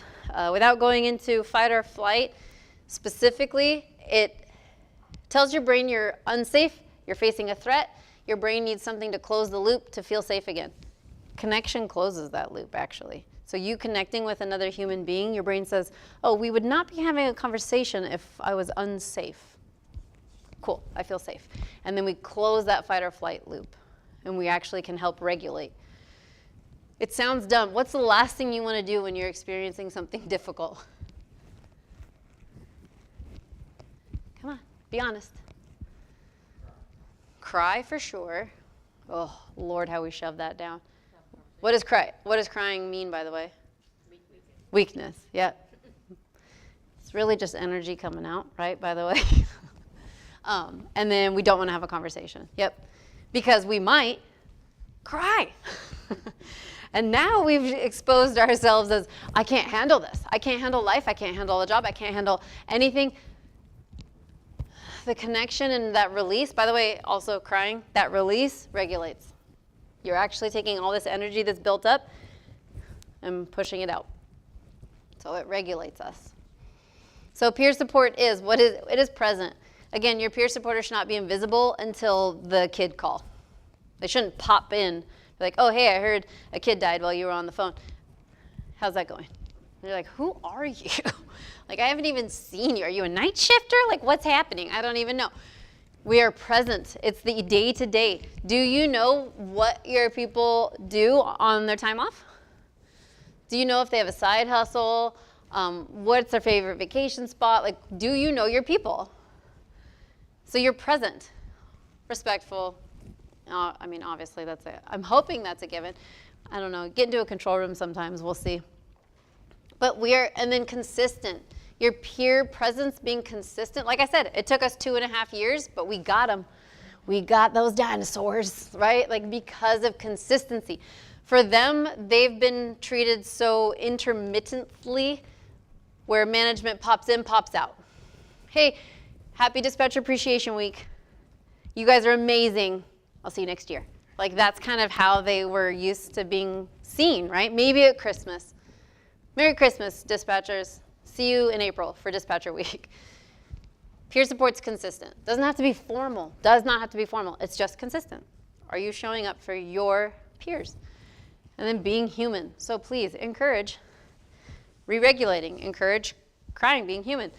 After something significant, stressful, this isn't anybody's life, but it does happen a lot in dispatch. After something big happens, we are not in a place that we can actually process the emotion of it, because what are we usually feeling, those of us? When you're still on the job and something big happens, what are you usually feeling in that moment? What'd you say? Adrenaline? Are you feeling any real emotion actually at all? No, because you're in the moment, right? Some people feel like, well, I'm not very good, or I'm not a very good person because I feel nothing. Yeah, you feel nothing because your body's in shock still and you're actually processing what happened. And if you have to come back to work the next day, you're not going to start feeling it until the first day that you don't have to come back to work. So remind people they're human. People lost family members, you're struggling with chronic health issues in these other jobs. They're human. Tell them it's okay. Give them grace. We are not therapists. Please remember that.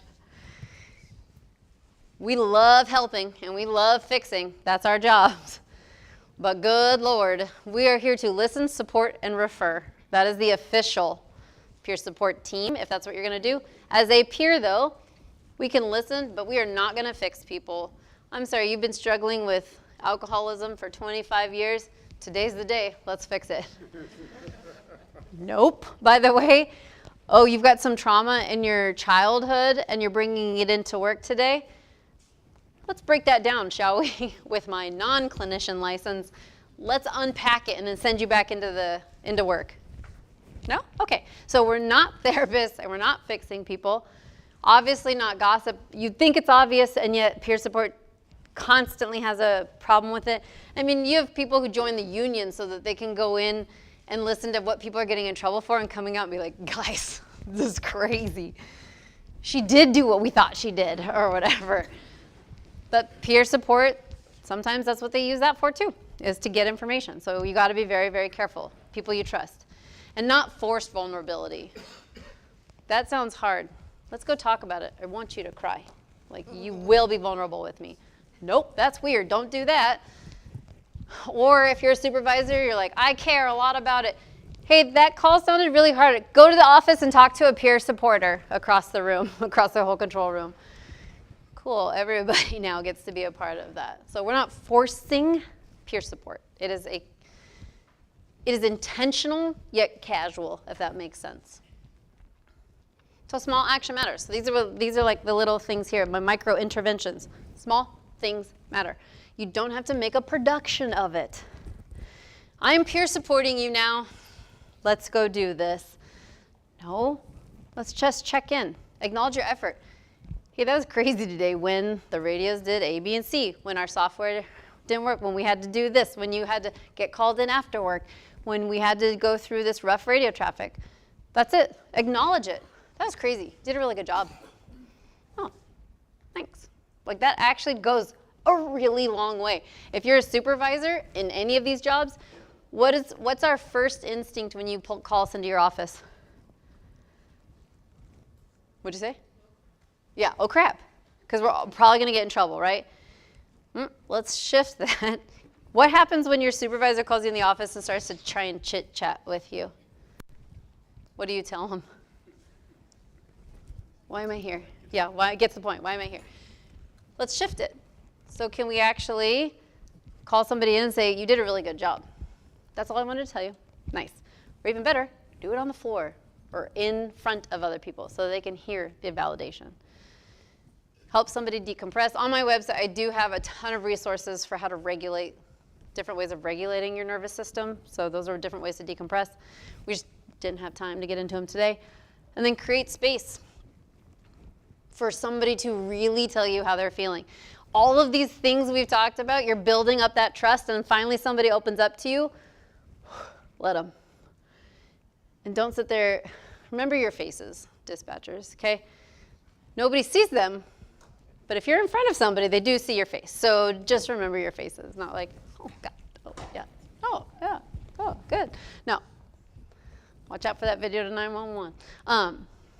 Our behavior will spread. It is, like I said, we're talking game of inches. But it changes the culture of how it's dealt with. And one person can actually make a huge difference. You know the person that walks in the room and shifts the energy negatively, right?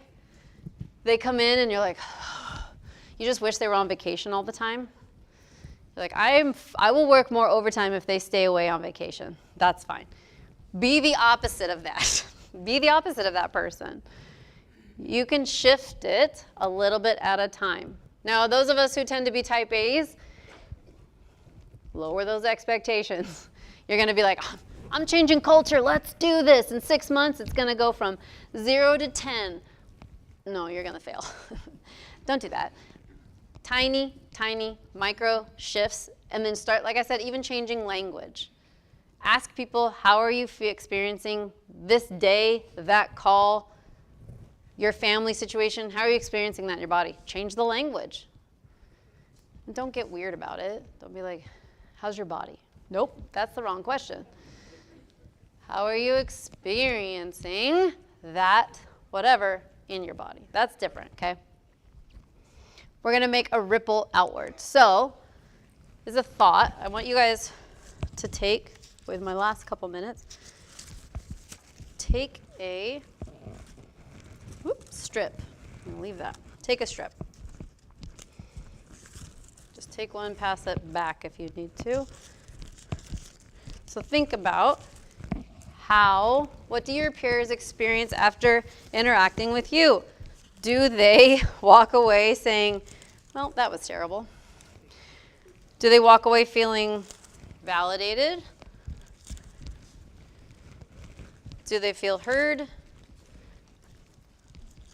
Do they regret ever knowing you? Like, what is their experience? So, on your strip, I want you to write down a positive experience you've had facilitated by a peer. Not what you've done. What is something somebody has done? Does anybody not have one? Is it not making its way around? We got it. What is something somebody did for you, a peer did for you, that was a positive experience, that you actually walked away from like, oh, what a nice person. Or, man, that made me feel better.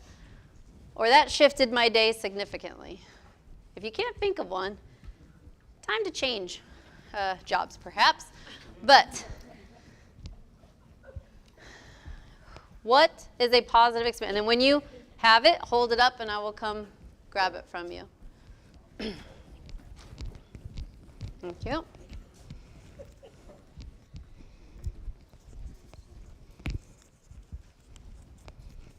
Thank you.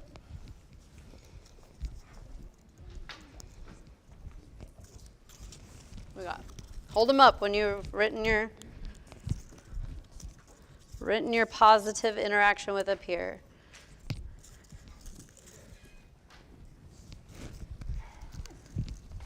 I know we're faster typers than writers, but come on. Thank you.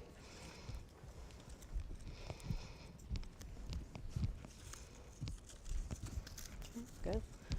Thank you. If you have somebody next to you, by all means, feel free to link yours with theirs. There's a little strip on there. That's sticky. So link with a neighbor if you're close by and I'm not over there. Thank you. Let's loop yours before you link it. Thank you. Oh. Anybody else?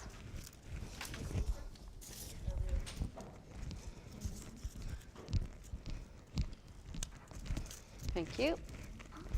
Thank you. Thank you. And this part doesn't make for exciting audio, but we'll get there.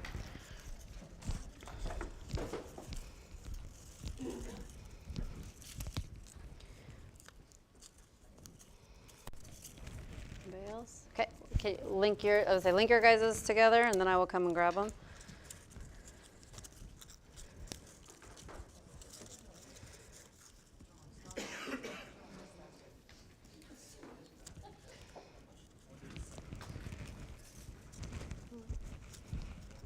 Yours. Thank you.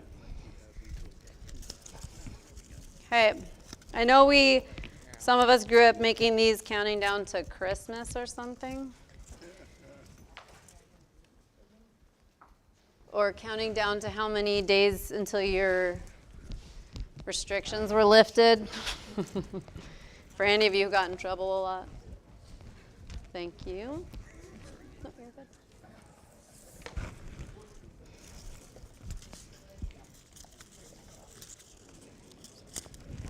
All right. You tell me, I'm in a room full of very smart people. What have we built? Of positive experiences with our peers, right? They're small. Thank you. You each only wrote down one. And look at how many we have.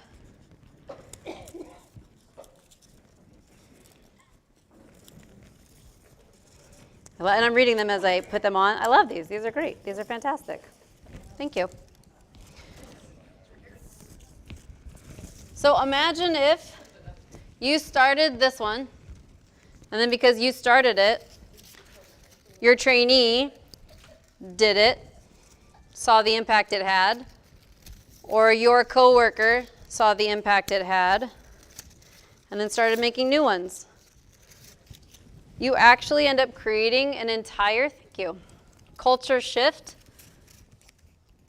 because of one silly link in our paper chain.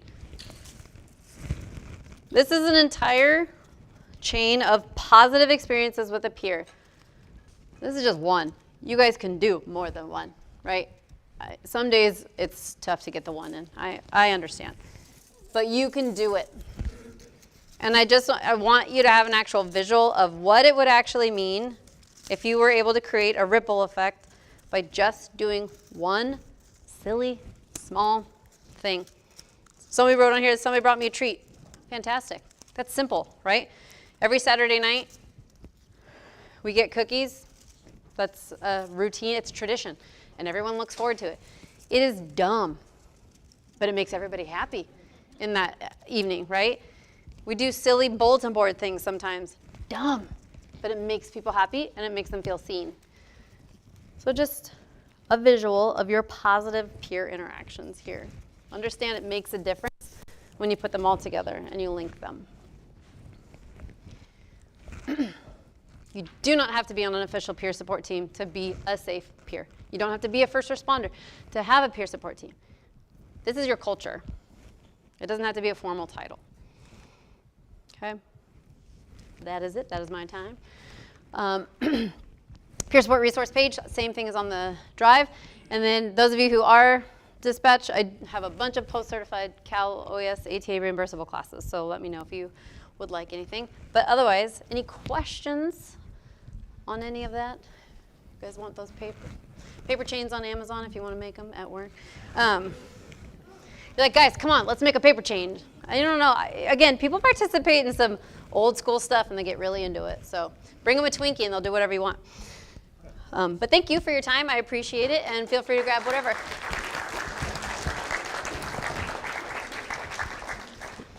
I just want to add to your peer support as a communications coordinator, and Mike McKenzie back here can attest.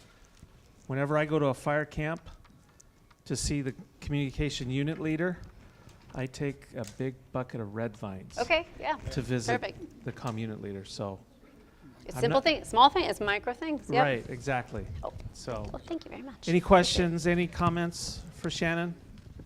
I want to keep you from lunch. That's very important. Right, So. I know. Cookies in the dispatch center, you know. All right. With that, before before we break for lunch, Manny has some bit of information, and we're going to do the raffle as soon as he's done, and then we'll break for lunch. All right? Or door prizes, sorry. Okay, Manny, go ahead. Well, I'm Manny Vieira. I'm your CCAM. I'm sorry I was late this morning. So, first I want to thank the commercial vendors for being here today. This is like a dream come true across the country. There's no way any chapter across the country continues to have 10 to 15 vendors show up. And I do appreciate that, and everyone else does too. And I want to thank the city of Campbell. For those that didn't know, this was Campbell High School. They were my big rival. I went to Los Gatos. So anyway, a little history there. Thank you again. That was incredible.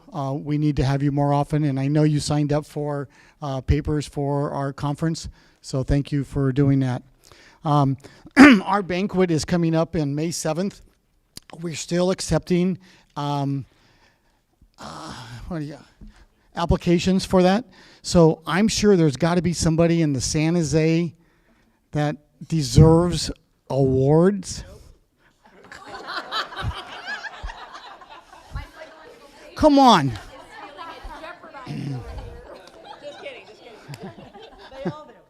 No, and that's the point. They all do. And you know what we continue hearing is it's their job. And I understand it's their job, but to all of us, it's really important. So please nominate somebody, nominate a manager even.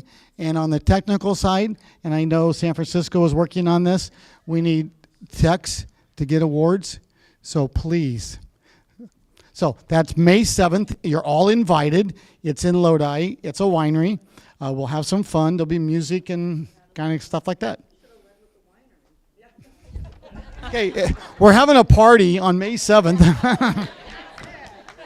And your entrance is a nomination. All right, so that takes care of that. Our conference, which will be our third one that we've put together, is in San Diego this year in October. Please, on the commercial side, if you haven't registered for a booth, please do. And on everyone else, Jim, when is registration open for everybody? May 1st. So please come down. It's going to be fun. San Diego is a great place to go, and it would be nice seeing everybody there. What else do I got? Oh, last thing I have is on the commercial side, we are completely sold out for this year for our sponsors. I am taking names now for next year. We have basically 9 slots, and I've got 4 sold already. So that's personal. You have to call me. If you want to be a sponsor, please. Everybody appreciates it. And for everyone else, if you want to hear somebody speak like what happened today, this was incredible. Please let us know. We like new ideas and anything that makes you feel like you want to come to a meeting because you're learning something. So let us know that too. And on the commercial side, please let me know if you need a spot for next year. I'm done. Cool. Great. Thanks, Manny. Before we get to all this, just a reminder, in December, we will have a grand prize, door prize in December.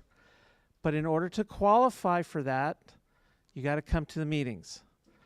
Every meeting that you come to, you will be added to the drawing. So if you come 4 times, you got 4 entries. You come all throughout the year, 9 times I think it is, you have 9 entries. So just a reminder, encourage your friends and coworkers to come. And with that,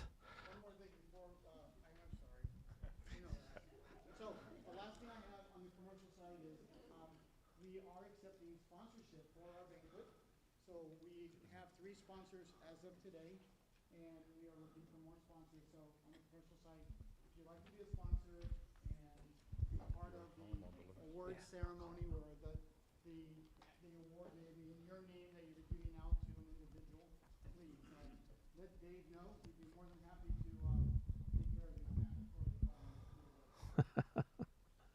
Exactly. All right. Are you done, Manny? Okay. All right. Let's get our tickets out.